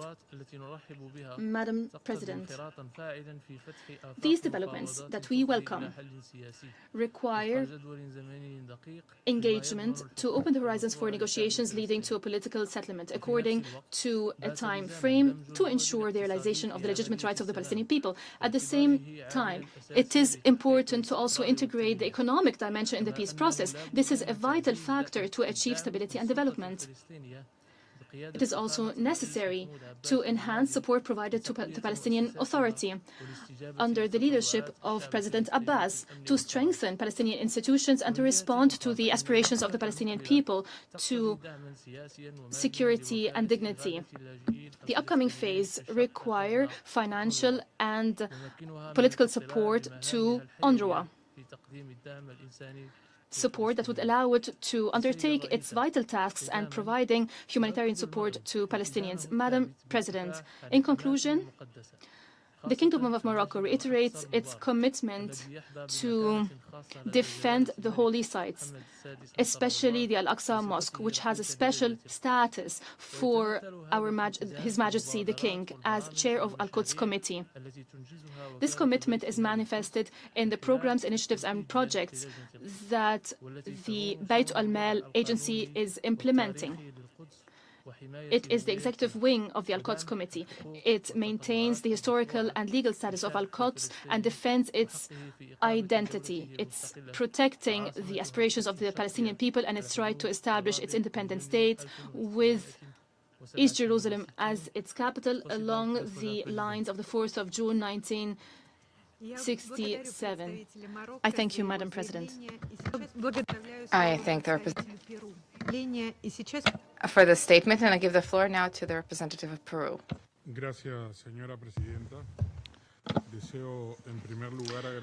Thank you, Madam President. I'd like to begin by thanking Russia for convening this important debate, which allows us to have an exchange of views on the sensitive situation for the Palestinian people, as well as discuss the importance of implementing a two-state solution, providing security guarantees that will make it possible for the parties to become flexible in their positions.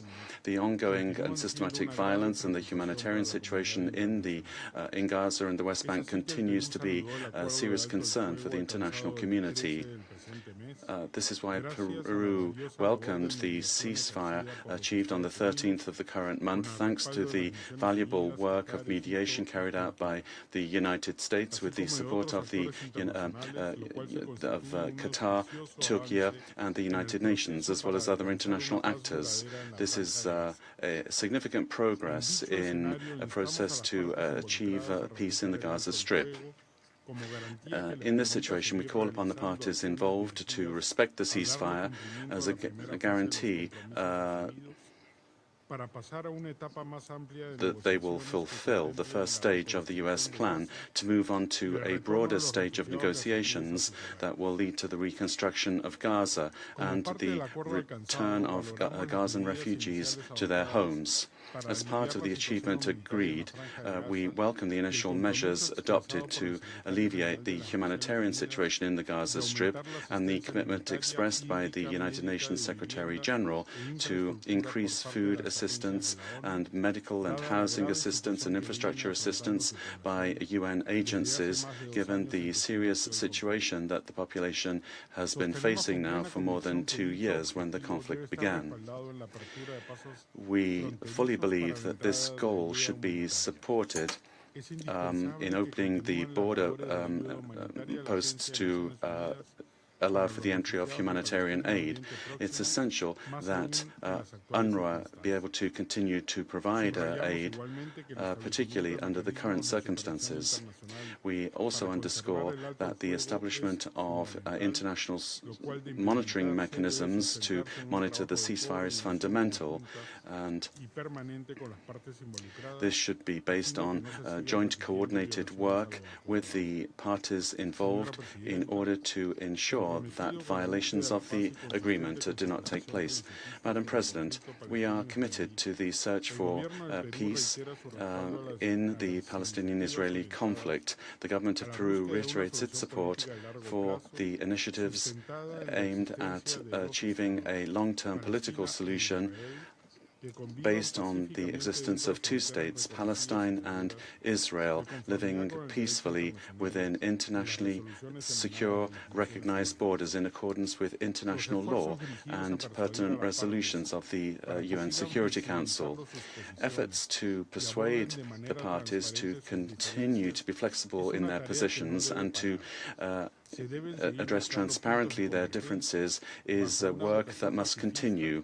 We must continue to look for points of convergence with peace in mind and with the support of the international community as a whole. Thank you very much. I thank the representative of Peru for his statement, and I give the floor to the representative of Portugal. Madam President, Portugal aligns itself with the statement delivered by the European Union and would like to add the following remarks in its national capacity. Portugal welcomes the comprehensive plan to end the Gaza conflict, endorsed earlier this month in the Peace Summit of Sharm el-Sheikh, as well as its outcome. We commend the Arab states and the mediators, the United States, Egypt, Qatar, and Turkey, for their peace endeavors. We call on all parties to proceed with the implementation of the plan. The international community cannot miss this opportunity to uphold a complete and permanent ceasefire in Gaza, the release of all hostages remains, and the swift, full and unimpeded resumption of humanitarian aid consistent with international humanitarian law. The Palestinian Authority must be involved in any peace and administration plans regarding Gaza. Likewise, the United Nations and all its agencies, including UNRWA, need to maintain their role as referred by yesterday's ICJ advisory opinion. Portugal will continue to support all efforts destined to relieve suffering in Gaza. This new chance for peace must create the conditions that will allow for further development and implementation of the two-state solution, for which the New York Declaration was an important step, creating political conditions and momentum thanks to French and Saudi leadership, as well as the work of the Global Alliance. For its part, Portugal formally recognized the State of Palestine on September 21st. This decision reflects our long-standing position on the Israeli-Palestinian conflict and seeks to promote a just and lasting peace in the Middle East based on the two-state solution. We remain, however, gravely concerned with the grievous humanitarian situation in Gaza and developments in the West Bank, including East Jerusalem and its holy sites. Both realities threaten the prospect of a peaceful settlement of the question of Palestine and the implementation of the two-state solution, and as such, peace in the Middle East. Madam President, for peace in the region, the Syrian and Lebanese peoples also deserve respect for their country's territorial integrity, unity and sovereignty. We call on all parties to work constructively toward the stabilization of Syria with full respect for the rights of every community, and reaffirm our support for the full implementation of the terms of the November 2024 ceasefire agreement in Lebanon and Security Council Resolution 1701. Madam President, Portugal remains committed to the rule of law and an international system with the United Nations at its center. We will stick to our consistent positions on every front, and we will continue to strive for a just and peaceful solution to the Palestinian question anchored on the relevant resolutions of the United Nations. I thank you. I thank the representative of Portugal for her statement, and I give the floor to the representative of Thailand. Thank you, Madam President. Thailand commends the Russian Federation in convening this important open debate. While recent developments have renewed hope, the humanitarian situation remains dire and demands greater collective efforts. At this critical moment, Madam President, we would like to highlight 4 key points. First, Thailand reaffirms our unwavering support for a peaceful resolution based on the two-state solution, whereby the states of Israel and Palestine coexist side by side in peace, security, and mutual recognition in accordance with international law and relevant UN resolutions. Second, we welcome the agreement reached by Israel and Hamas on the first phase of the peace plan proposed by the United States, and support all ongoing diplomatic efforts aimed at rebuilding Gaza. All parties must build on this positive momentum and turn commitments into concrete actions to end the suffering of innocent civilians and return peace and stability to the Middle East. Third, we underscore the urgent need to protect civilians and to guarantee the immediate, safe and unimpeded delivery of humanitarian assistance to all those in need. The prolonged humanitarian crisis in Gaza must end. The vital role of UNRWA in delivering life-saving assistance and essential services remains irreplaceable. The international community must maintain its support to ensure the agency's work continues without interruption. Fourth, Thailand calls on all concerned parties to fully implement and adhere to the agreed terms. Although not a party to the conflict, Thailand has been affected by the ongoing situation. We hope that the remains of the last Thai hostage can be returned to their family as soon as possible. Madam President, Thailand will continue to follow developments in Gaza closely and support all efforts that transform our collective resolve into progress towards a future of lasting peace, stability, and security for both Israelis and Palestinians. Thank you very much for your very kind attention. I thank the representative of Thailand for his statement, and I give the floor to the representative of Bangladesh. We thank the Russian Federation's Madam President, we thank the Russian Federation's presidency for convening this quarterly open debate.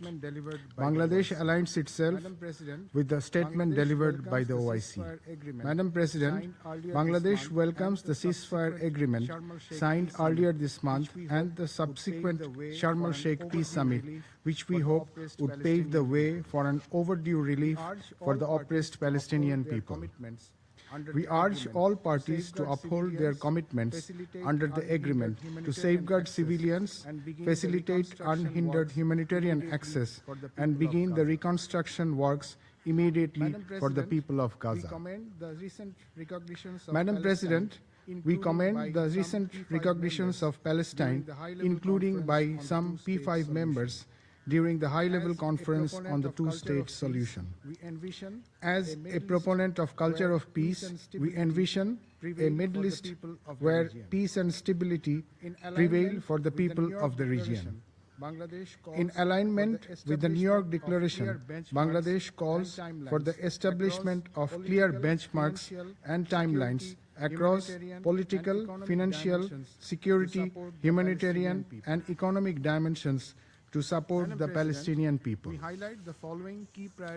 Madam President, we highlight the following key priorities to fully leverage the ceasefire and ensure lasting peace. First, to ensure full, immediate, and sustained humanitarian access through UNRWA and to restore basic services, including fuel, food, medical supplies, and commercial flows. Second, to mobilize new resources through an effective and sustainable reconstruction plan for Gaza, such as the Arab Islamic Reconstruction Plan. Third, to cease all Israeli military operations, settlement expansions, resource appropriation and exploitation in Gaza and West Bank, and also in the occupied Syrian Golan and Lebanon, in line with the international law and relevant UN resolutions. Finally, to renew international commitment to achieving an independent and sovereign state of Palestine. We urge the Council to take immediate actions to recommend the admission of Palestine as a full member of the UN.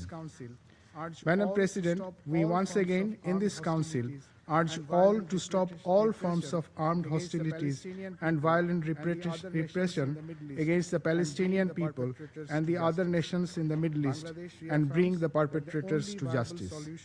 Bangladesh reaffirms that the only viable solution to the crisis is the establishment of an independent, sovereign, and economically viable state of Palestine with pre-67 borders with East Jerusalem as its capital. I thank you, Madam President. I thank the representative of Bangladesh for his statement, and I give the floor to the representative of Malaysia. President, Malaysia thanks the Russian Federation for convening this meeting and aligns itself with the statements of NAM and the OIC. President, Malaysia welcomes the ceasefire agreement reached on 8 October 2025 in Sharm el-Sheikh, Egypt. We acknowledge the key roles of the United States, Egypt, Turkey, Qatar, and other partners in facilitating the negotiation. We urge all parties to fully adhere to the terms of the ceasefire. Now, efforts must be intensified towards ending the hostilities permanently. We also welcome the unambiguous advisory opinion of the International Court of Justice delivered yesterday on 22nd October. It is clear that Israel is obligated to agree to and facilitate relief programs by United Nations and its entities, particularly UNRWA. Israel must allow, facilitate, and protect humanitarian access into and throughout Gaza. The supply of essential and life-saving items like food, medicines, shelter, water, and fuel among others, must be unimpeded and at scale. We reiterate our steadfast support for all UN agencies, particularly UNRWA. UNRWA plays an indispensable and irreplaceable role in providing essential services to the Palestinian people. The blockade against UNRWA must be immediately and fully lifted. President Malaysia congratulates the 11 member states that announced their recognition of the State of Palestine during the recent high-level week of the 80th General Assembly. The overwhelming support for the State of Palestine sends a clear message that it is also time for its full membership into the United Nations. Malaysia also welcomes the adoption of the New York Declaration at the UN General Assembly on 12 September 2025. We look forward to its implementation as a pathway toward realizing a sovereign and independent state of Palestine based on pre-1967 borders and East Jerusalem as its capital. We maintain that the right to self-determination is enshrined in the UN Charter and international law. The right of Palestinians to statehood is non-negotiable and must not be treated as a concession or attached with preconditions. President, the grave violations committed by Israel must not be forgotten. Israel must be held accountable for the war crimes, crimes against humanity, and acts of genocide it has committed. Israel must not be above the law. The impunity it long enjoys must stop. Peace and justice can only be achieved through upholding the rule of law. The Security Council must fulfill its charter-mandated responsibility to uphold international peace and security. It is up to the Council to find the courage to do so. Thank you. I thank the representative of Malaysia for his statement, and I give the floor to the representative of Vietnam. Madam President, Vietnam thanks Russia for convening this open debate and the briefer for his valuable insights. We welcome the announcement and implementation of Phase 1 of the Gaza ceasefire agreement and commend the diplomatic and mediation efforts of the United States, Qatar, Egypt, and Turkey, which helped make this arrangement possible. We call on all parties concerned to strictly abide by the ceasefire, exercise maximum restraint, and refrain from any provocations or actions that may jeopardize this long-awaited and hard-won achievement.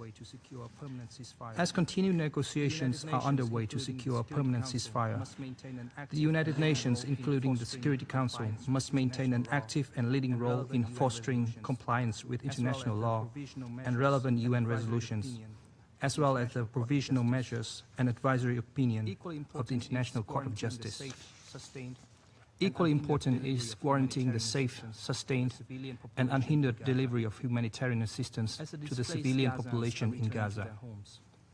As the displaced Gazans are returning to their homes, their access to life-saving aid must not be obstructed. In this regard, Vietnam reaffirms its strong support for UNRWA's vital role in coordinating and delivering humanitarian assistance in Gaza and beyond, and calls on all parties to facilitate its life-saving work. Madam President, Vietnam remains steadfast in advocating the Palestinian people's legitimate right to self-determination and full UN membership.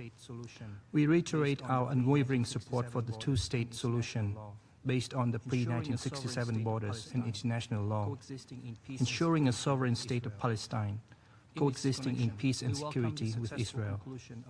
In this connection, we welcome the successful conclusion of the high-level international conference on the peaceful settlement of the question of Palestine and the implementation of the two-state solution, co-chaired by France and Saudi Arabia, and the adoption of the New York Declaration. We also welcome all constructive initiatives aimed at consolidating the ceasefire, addressing the root causes of the conflict, and creating conditions conducive to a just and lasting peace in Gaza and the wider Middle East. Finally, Vietnam supports and stands ready to make active contributions to international efforts to rebuild Gaza on the basis of respect for national sovereignty, international law, and the legitimate rights of the Palestinian people. I thank you. I thank the representative of Vietnam for his statement, and I give the floor to the representative of Timor-Leste. Madam President, distinguished members of the Security Council, Excellencies. Thank you for giving me the floor. The current ceasefire between Israel and Hamas offer a fragile but indispensable opening, an opportunity to transform a temporary truce into a verifiable and durable pathway toward peace. It is, however, a narrow window that demands unity, discipline, and tangible action from the international community. First, the immediate priority must be to stabilize the ceasefire, protect civilians, and scale humanitarian relief across Gaza.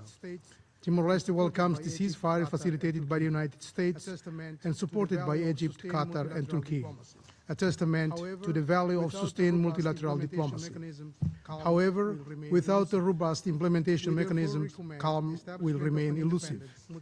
We therefore recommend the establishment of an independent multinational monitoring mechanism operating under United Nations oversight, with real-time reporting and rapid deconfliction channels to prevent reprisals and miscommunication. Such a mechanism would enhance transparency and confidence between parties, reducing the fog of accusation that too often reignites violence. Parallel to monitoring, humanitarian operations must be dramatically scaled up. UN agencies and partners must be guaranteed safe, sustained access to all affected areas. We support the call by the Under-Secretary General Tom Fletcher for the establishment of unrestricted humanitarian corridors and the provision of renewed, predictable funding for UNRWA, which remains a vital lifeline for millions. The International Court of Justice's recent guidance on humanitarian access underscores the legal duty of this Council to ensure unimpeded assistance to civilians in need. Second, humanitarian relief must be coupled with a sequenced political and security transition that respects Palestinian legitimacy and addresses Israel's security concerns. Drawing from Timor-Leste's own post-conflict reconstruction, we know that sustainable peace depends on credible institutions, accountable security forces, and inclusive governance. A phased transition plan could combine a temporary technocratic administration in Gaza for municipal and service functions with an internationally supervised disarmament, demobilization and reintegration, or DDR, process tailored to local realities. We propose the consideration of an international stabilization force with a narrowly defined mandate, clear rules of engagement, and an agreed exit strategy. Such a force, composed of willing and regionally acceptable contributors, could focus on maintaining civil order, explosive ordnance disposals, and the training of vetted Palestinian police and security units.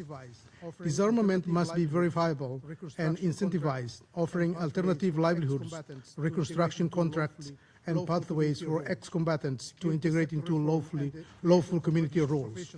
Security sector reform and the creation of a professional, representative Palestinian police service will be critical to replacing armed groups' control with legitimate civilian authority.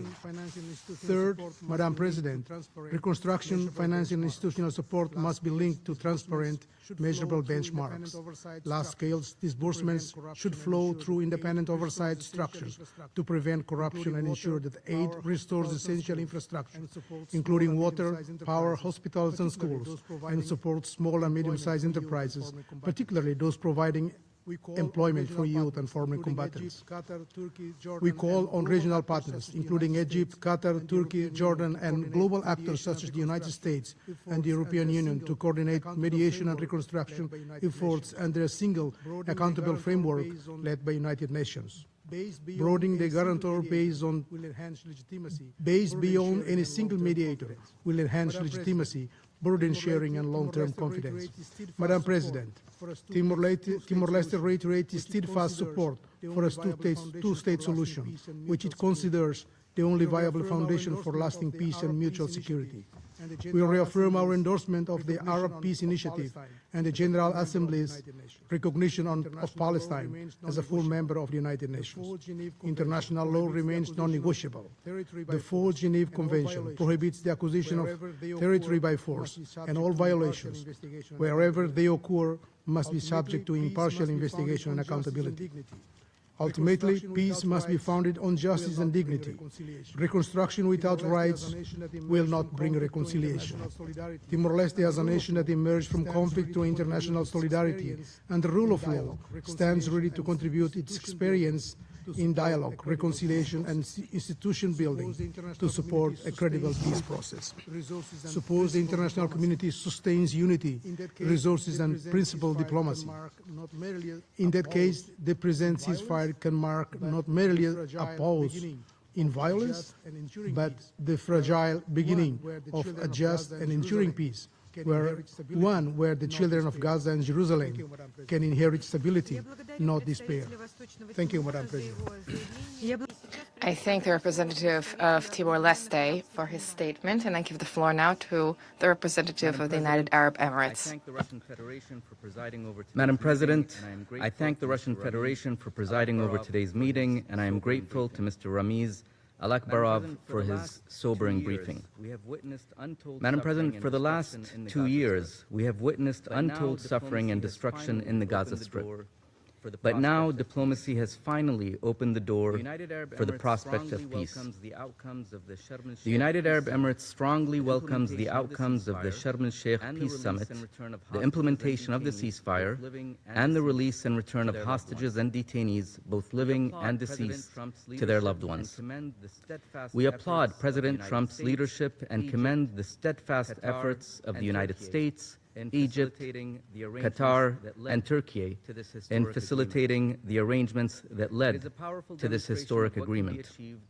It is a powerful demonstration of what can be achieved when the international community comes together to break the cycle of violence and chart a path toward peace in the region. The international community must now sustain pressure on Israel and Hamas to fulfill their obligations under the agreement. The Council's endorsement of this peace plan is critical. We have a collective responsibility to help end this war and to facilitate the achievement of a just and lasting settlement. Madam President, the humanitarian situation in Gaza has been absolutely catastrophic. But with the ceasefire now in place, we are finally seeing a surge of aid going into the Strip. A rapid scale-up of humanitarian aid is now needed to reach all those in need. The UAE will continue to mobilize its resources and expertise to deliver aid to the Palestinian people, especially women and children, while supporting our international partners in their vital work. As part of the UAE's efforts to scale up our humanitarian response in Gaza, 2 Emirati ships carrying urgently needed supplies are scheduled to arrive next week. This includes a ship sent in partnership with World Central Kitchen, one of the key organizations providing a vital lifeline for Gazans. The entry and distribution of humanitarian aid must not be obstructed, as affirmed by yesterday's ICJ advisory opinion. We call upon Israel and Hamas to abide by their obligations under international law. Madam President, the situation in the West Bank is rapidly deteriorating in the shadow of Gaza. Israeli extremist settlers continue to terrorize Palestinian communities at unprecedented levels as the expansion of illegal settlements runs rampant and in blatant violation of international law. Meanwhile, some Israeli ministers continue to call for the annexation of Palestinian land. The UAE strongly condemns the Israeli Knesset's approval in a preliminary reading of 2 bills intended to impose Israeli sovereignty over the occupied West Bank and to legalize control over a settlement. This step constitutes a dangerous escalation and undermines efforts to achieve the two-state solution. Madam President, with the ceasefire in place, we now have an opportunity to move beyond decades of just managing this conflict to finally resolving it.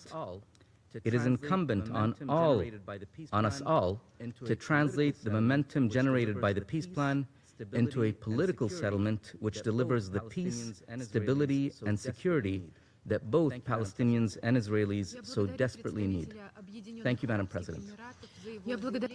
I thank the representative of the United Arab Emirates for his statement, and I give the floor to the representative of Ireland.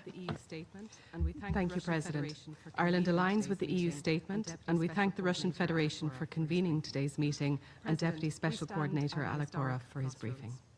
President, we stand at a historic crossroads. After more than 2 years of war, with an unconscionable human cost, the first phase of peace efforts to end the suffering of Israelis and Palestinians has been secured. With collective relief, we welcome the release of all living hostages held by Hamas for more than 2 years in captivity.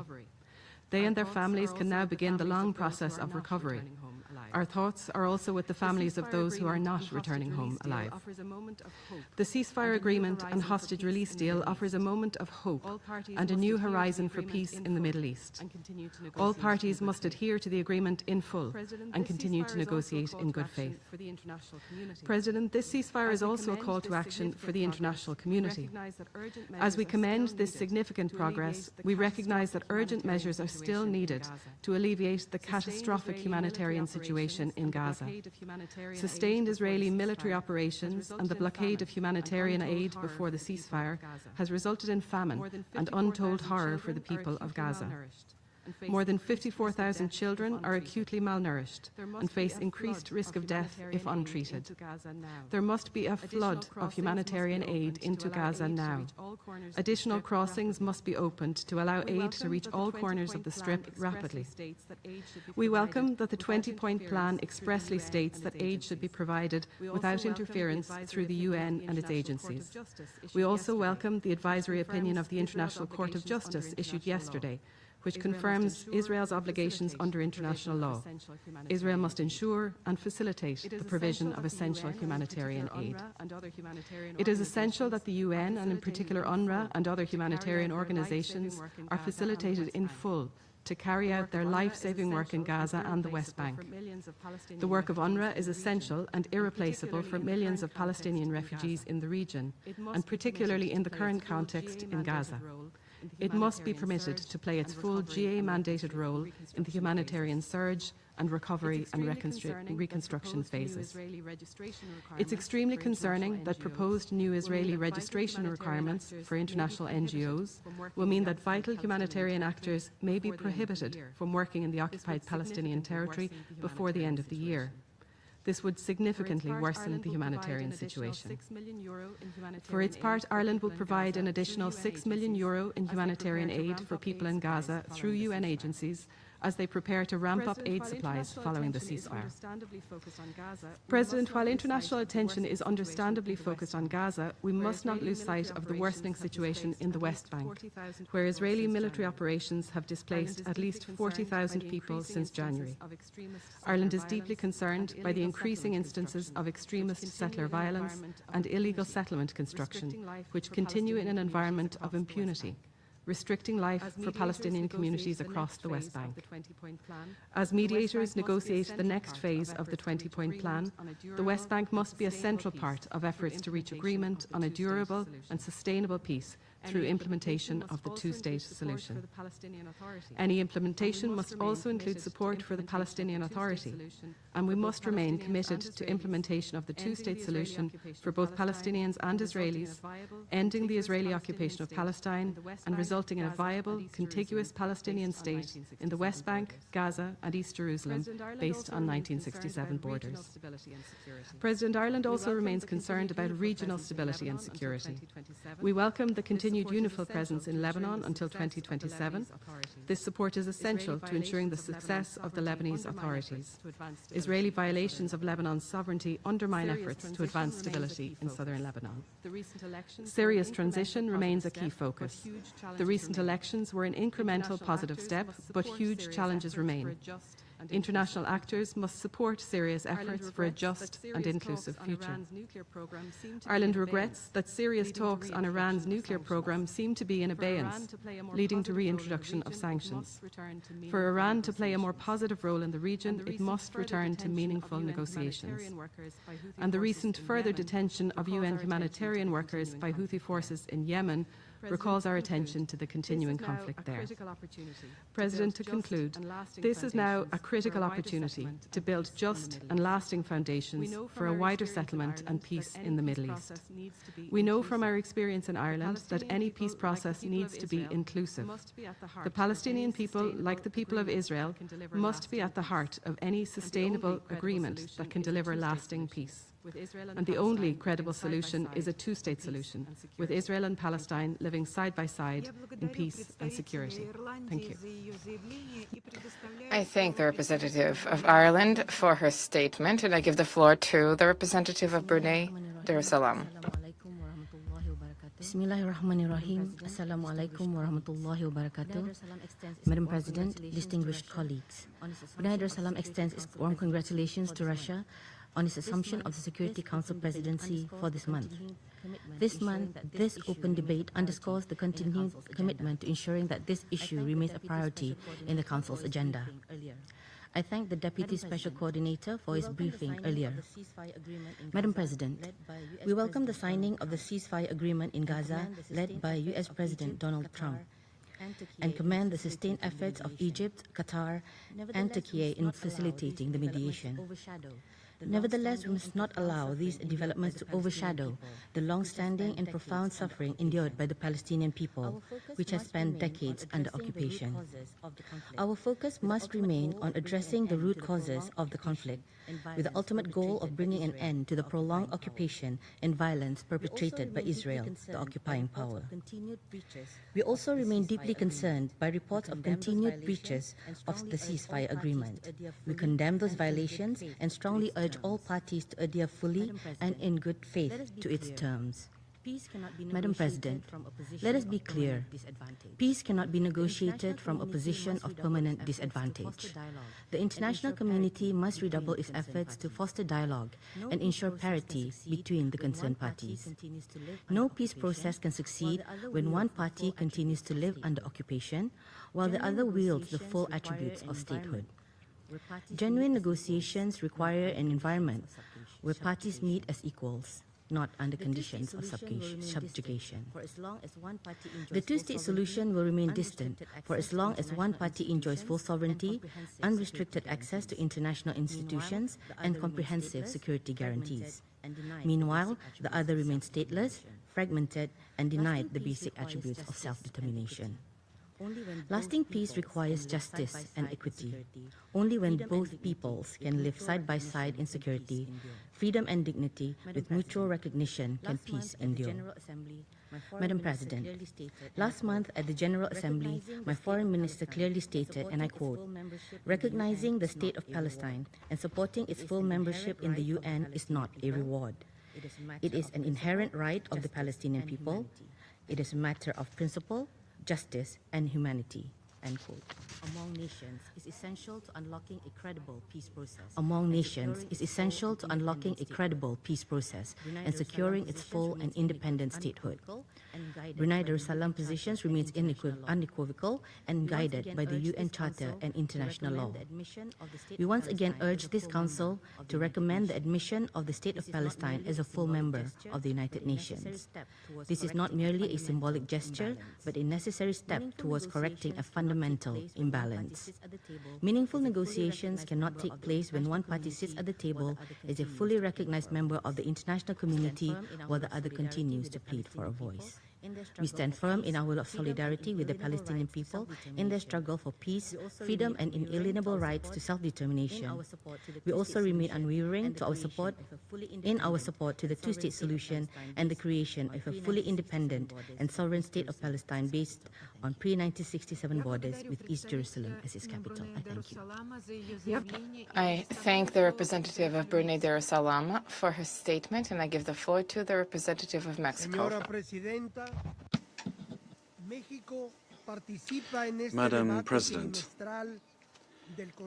Mexico is participating in this quarterly debate of the Security Council with cautious hope with regard to the situation in the Middle East. It was urgent to stop the war and the countless deaths that were increasing week after week. And in that regard, we'd like to recognize the initial joint efforts of Egypt, the United States of America, Turkey, and Qatar. We welcome the release of Israeli hostages held in Gaza and of Palestinian prisoners detained in Israel, particularly women and children. These are important steps towards a definitive solution to the Israeli-Palestinian conflict. The fragile nature of the ceasefire reminds us that the United Nations, and in particular this Security Council, must ensure that hostilities do not resume and that all parties comply with the recently reached agreements. Mexico supports the deployment of a temporary international mission that can monitor the ceasefire as well as the withdrawal of Israeli troops from Gaza and the West Bank.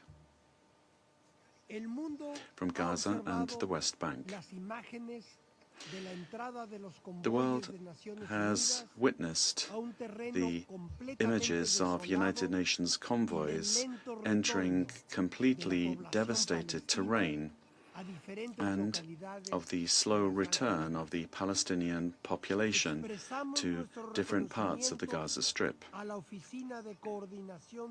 We'd like to express our appreciation to the United Nations Office for the Coordination of Humanitarian Affairs for the rapid and efficient distribution of humanitarian aid since the first days of the ceasefire, as well as for the 60-day plan that it proposed to alleviate the most basic needs of the Palestinian population.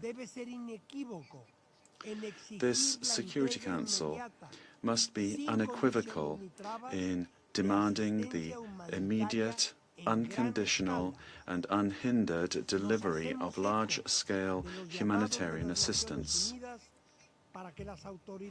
We echo the United Nations calls for the Israeli authorities to authorize more humanitarian organizations to bring in supplies.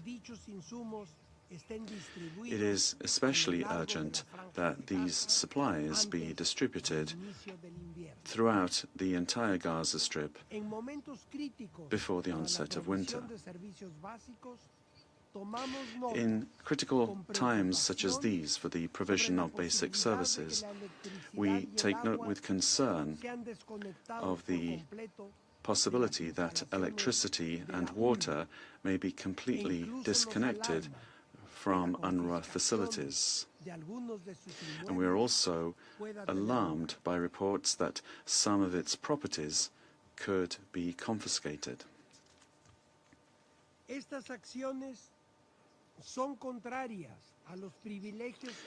These actions are contrary to the privileges and immunities enjoyed by United Nations entities.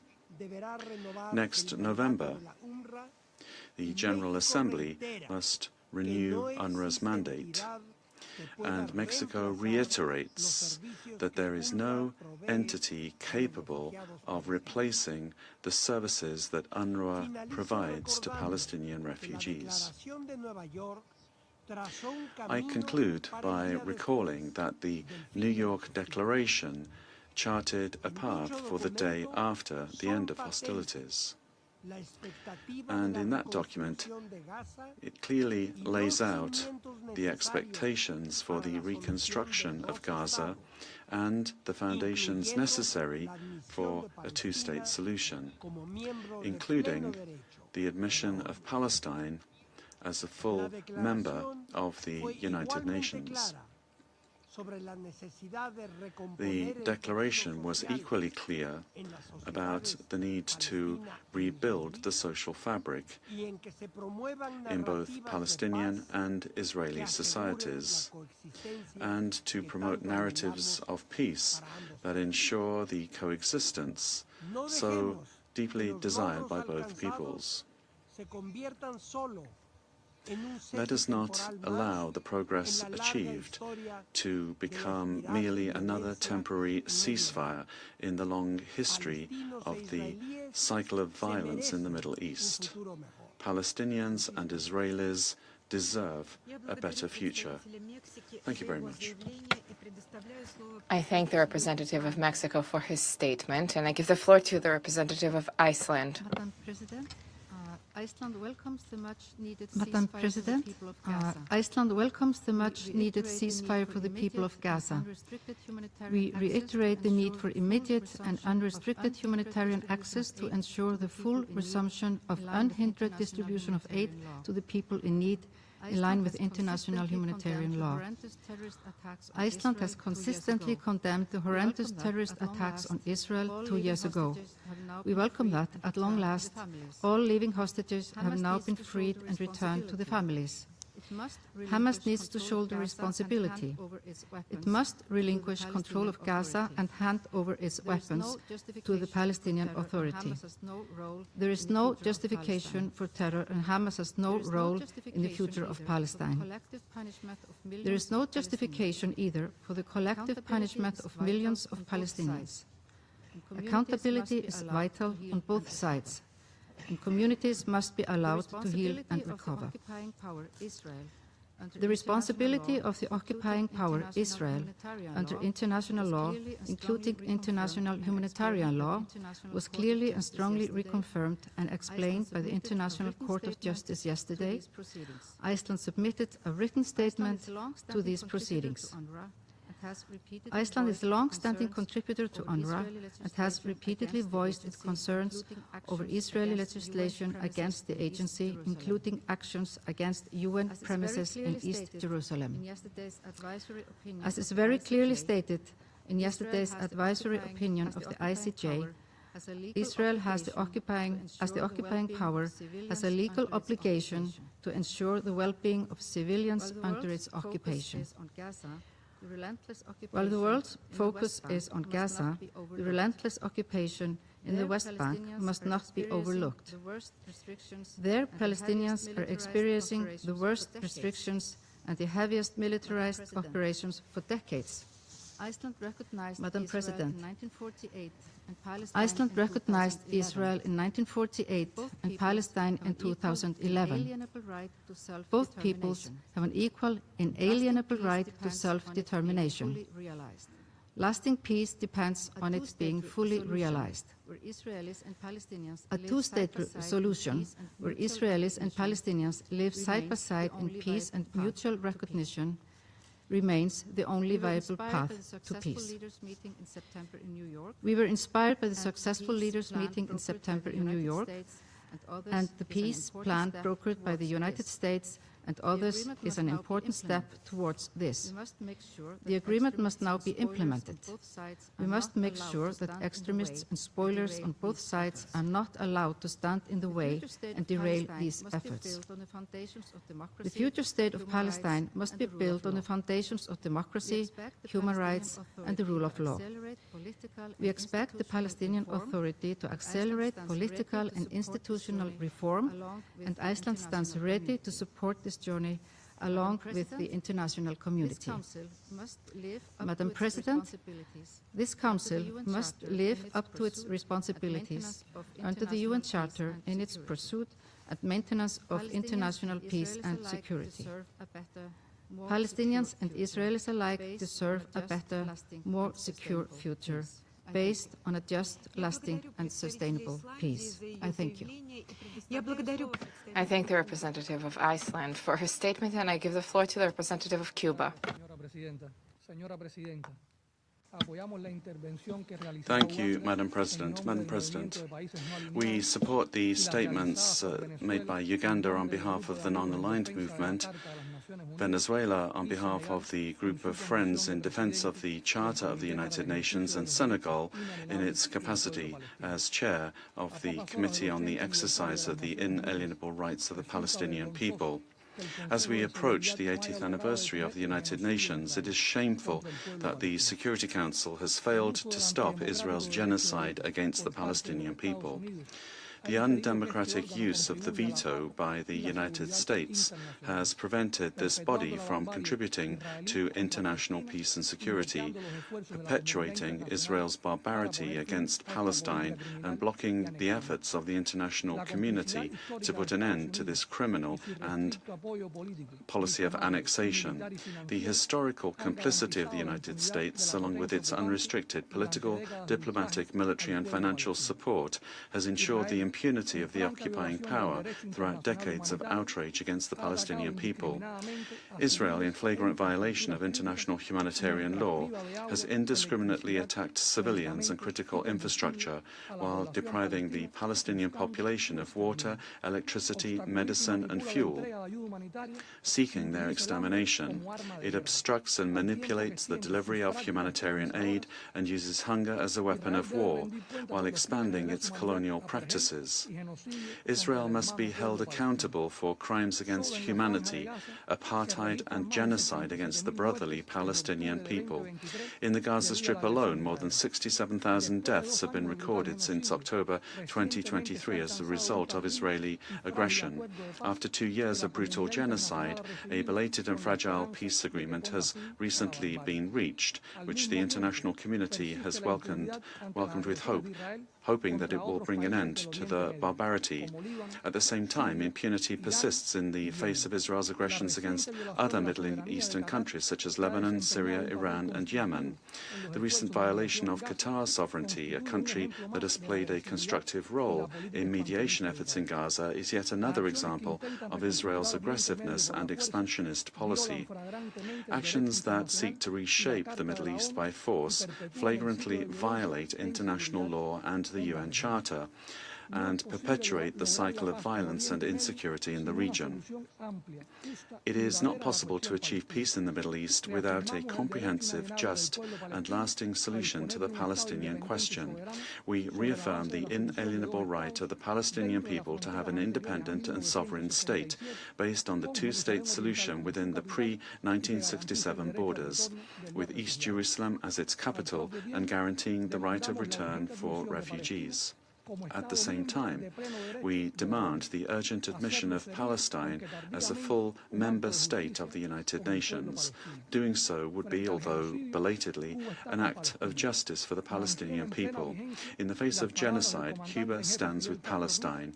The words of Commander-in-Chief Fidel Castro Ruz, spoken at the United Nations in 1979, remain fully relevant when he said, and I quote, "The Palestinians are the living symbol of the greatest crime of our time," end of quotation. Defending the Palestinian cause is a struggle for humanity itself. Thank you very much. I thank the representative of Cuba for his statement, and I give the floor to the representative of the Syrian Arab Republic.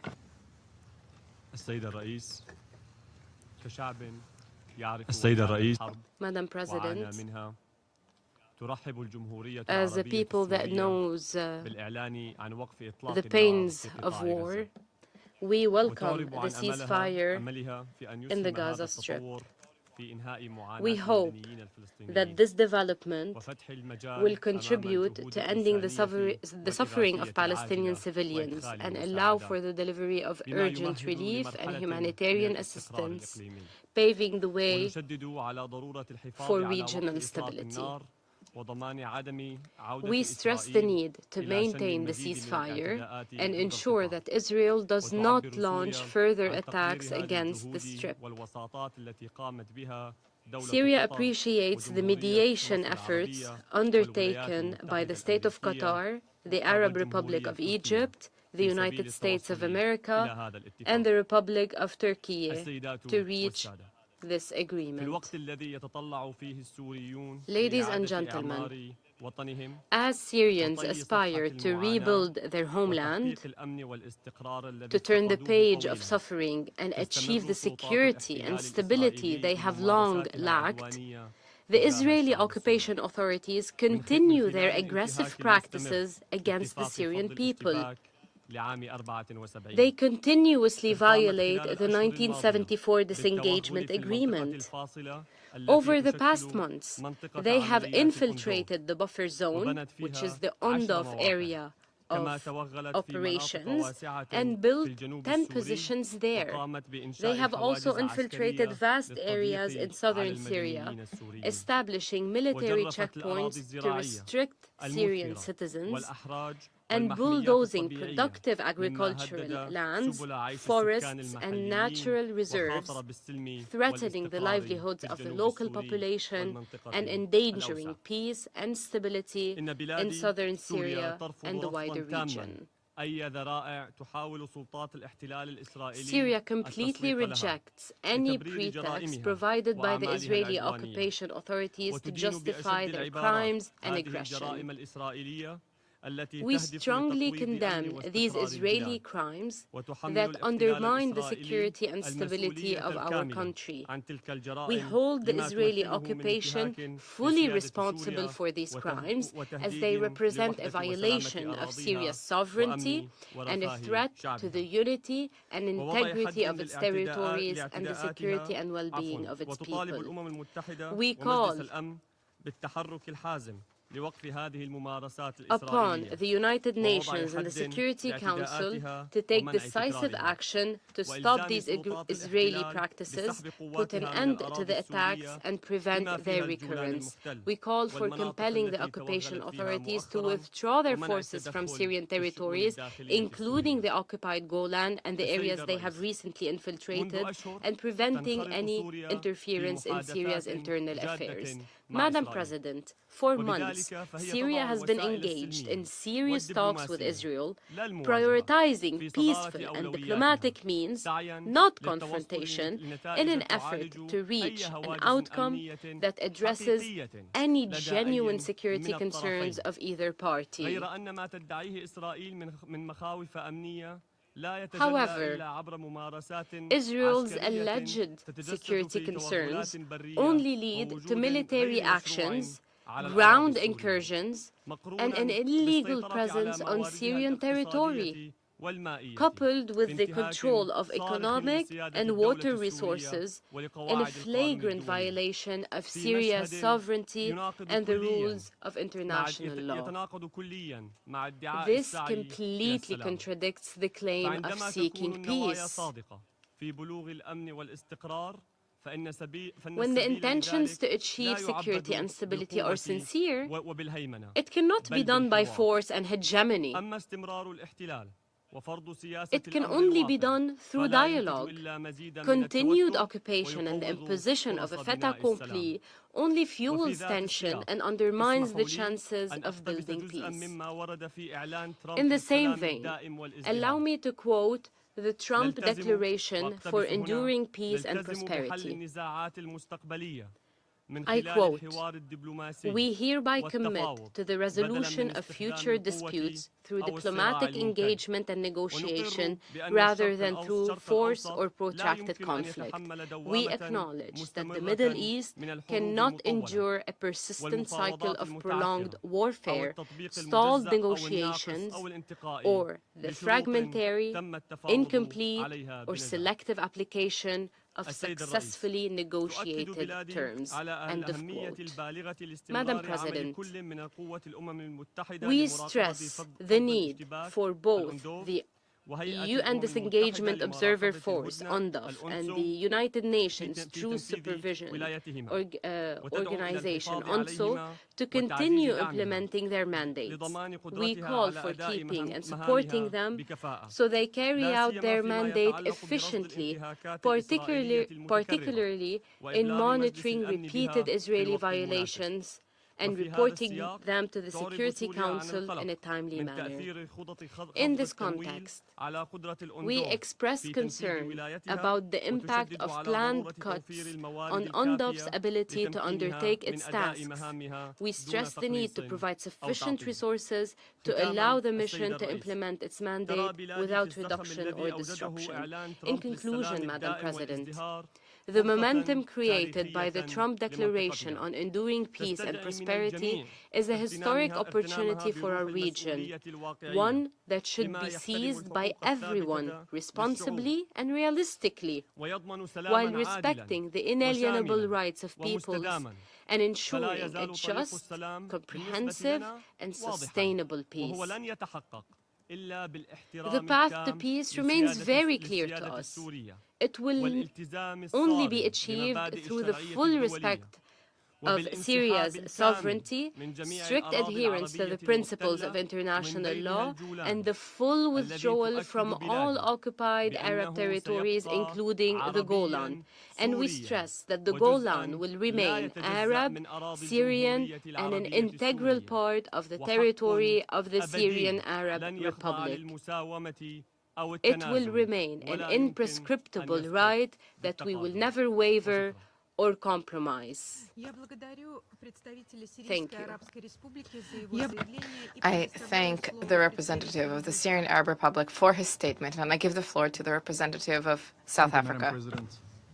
We thank the Russian Federation. Thank you, Madam President.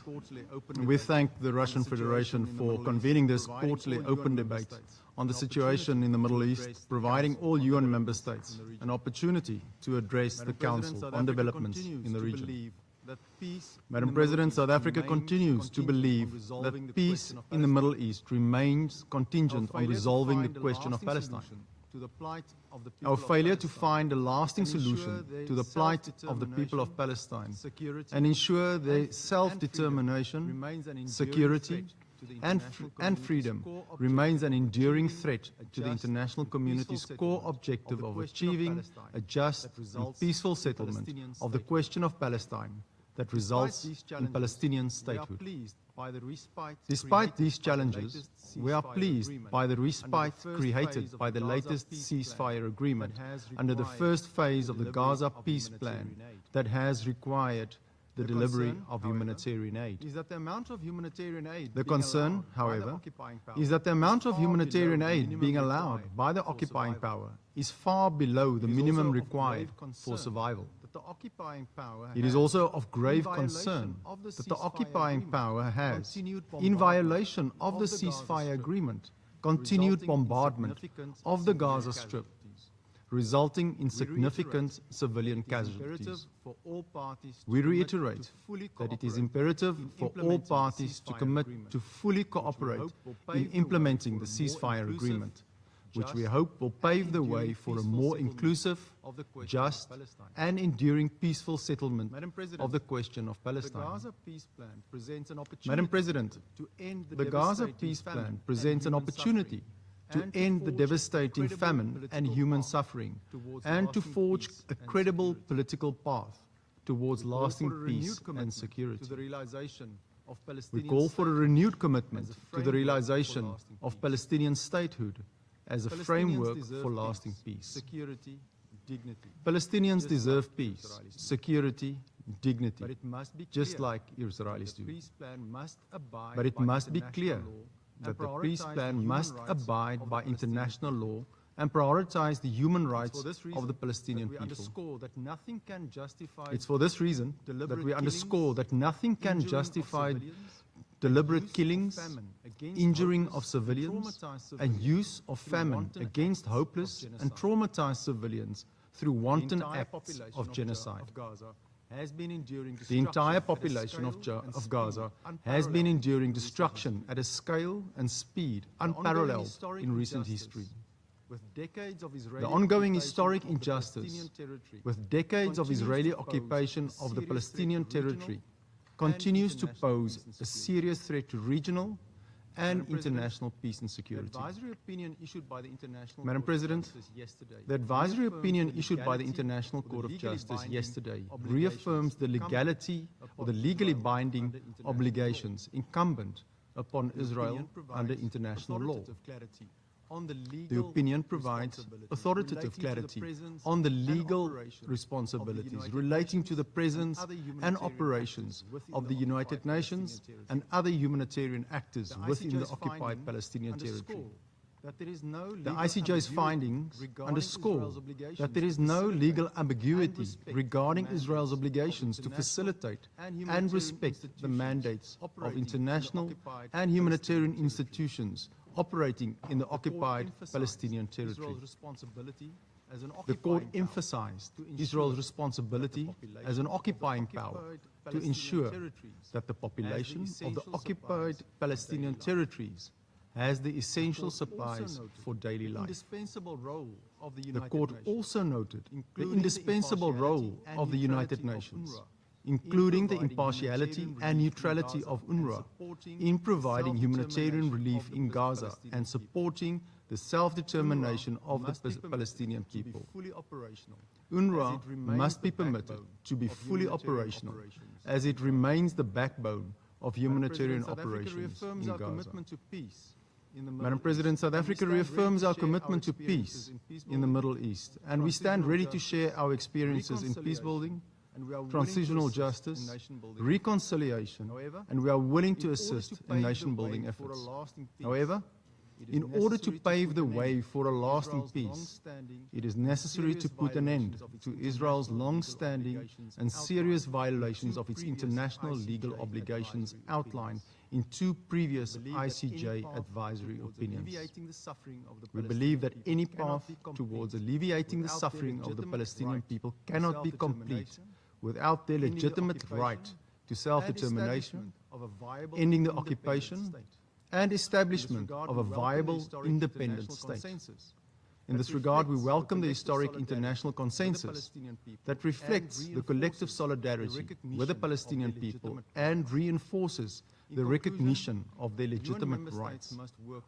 In conclusion, UN member states must work collectively to take active, irreversible steps to end Israel's unlawful occupation and realize the Palestinian people's right to self-determination through statehood and delivers true sovereignty on equal terms with Israel. I thank you, Madam President. I thank the representative of South Africa for his statement, and I now give the floor to the representative of Uganda. I'm honored to deliver this statement on behalf of President. I'm honored to deliver this statement on behalf of the 121 member states of the non-aligned movement. Now, I congratulate the Russian Federation upon its accession to the presidency of the Security Council this month and express appreciation for granting NAM the opportunity to present its position on the question of Palestine. NAM reaffirms its long-standing, common and principled position on the question of Palestine and is deeply concerned about the implications of this historical injustice against the people of Palestine and most critically the Gaza conflict and its unprecedented humanitarian catastrophe. NAM supports all prospects for a just solution to this historic injustice and for peace and security in the region. The grave situation in Gaza has led to worsening humanitarian situation, not only in Gaza, but also throughout the rest of the occupied Palestinian territory, including East Jerusalem, with rising Israeli military raids and settler violence and the constant violations against the historic status quo at the holy sites of Jerusalem. The member states of the United Nations conferred on the Security Council the primary responsibility for the maintenance of international peace and security in accordance with Articles 12 and 24 of the Charter. The Security Council must uphold its mandate to maintain international peace and security and must act to implement its own resolutions. We call on the Security Council to uphold its responsibilities and to act forthwith for the full implementation of all its resolutions pertaining to the question of Palestine, including its most recent resolutions. NAM welcomes the Gaza ceasefire and demands that a ceasefire is permanent, respected and fully implemented by all parties in the Gaza Strip, and once again urges the Council to fulfill its primary responsibility for the maintenance of international peace and security as provided for in the UN Charter. NAM commends the efforts of the Arab Republic of Egypt to convene and host the Sharm el-Sheikh Peace Summit on October 13, 2025, which focused on unequivocal support to the implementation of the Sharm el-Sheikh Agreement to end the illegal Israeli war on the Gaza Strip, concluded on 9th October 2025 and mediated by the Arab Republic of Egypt, the State of Qatar, Turkey, the United States of America, with an aim to consolidate the peace process in the Middle East by ending the illegal Israeli war on the Gaza Strip, as well as enhancing the resilience of Palestinian people on their land, and reaching a political settlement for the Palestinian question through ending the occupation and achieving the two-state solution in accordance with international law. The movement acknowledges with appreciation the non-member states that participated in Sharm el-Sheikh summit, including those who contributed the build-up of the summit: Egypt, Jordan, Indonesia, Pakistan, Saudi Arabia, and UAE, and emphasizes the importance of cooperation among states for the Sharm el-Sheikh summit to provide all means to follow up on the implementation of the provisions of the Sharm el-Sheikh agreement and maintain its continuity. NAM further emphasizes the need to begin consultations on ways and mechanisms for the implementation of the next stages of the settlement of the Palestinian question.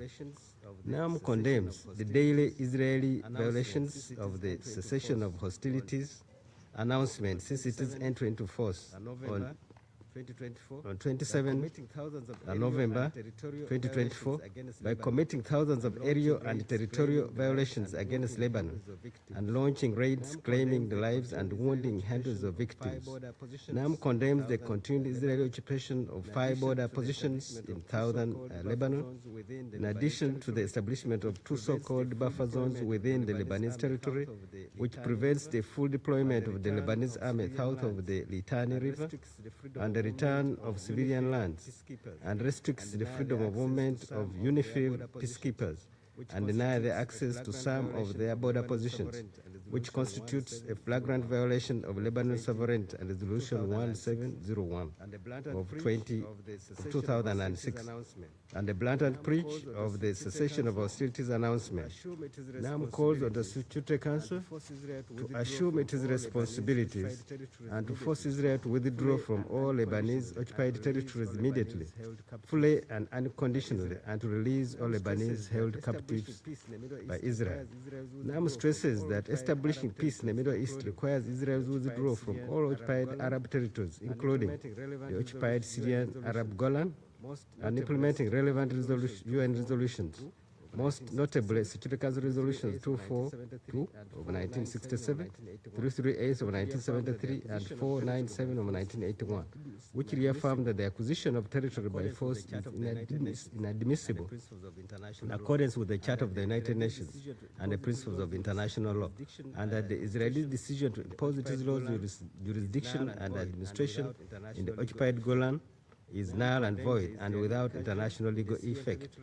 NAM condemns the Israeli incursion in the Syrian territory since 8 December 2024 in a flagrant violation of international law, UN Charter 1974 Disengagement Agreement, and calls on the Security Council to exert pressure on Israel to fully withdraw from all Syrian territories. NAM condemns the repeated attacks against the Syrian Arab Republic as they constitute a clear aggression against a sovereign state and a flagrant violation of the provisions of international law and the Charter of the United Nations. The non-aligned movement welcomes the New York Declaration arising out of the high-level international conference on the peaceful settlement of the question of Palestine and the implementation of the two-state solution as a reaffirmation of the unwavering international commitment to a just and peaceful settlement of the question of Palestine. The movement calls for the necessary coordination and cooperation among all states to advance the declaration's objectives to mobilize international efforts at the political, economic, financial, legal, and security levels, and to foster momentum by building on national, regional, and international initiatives aimed at achieving a just, lasting, and comprehensive peace for the Palestinian people.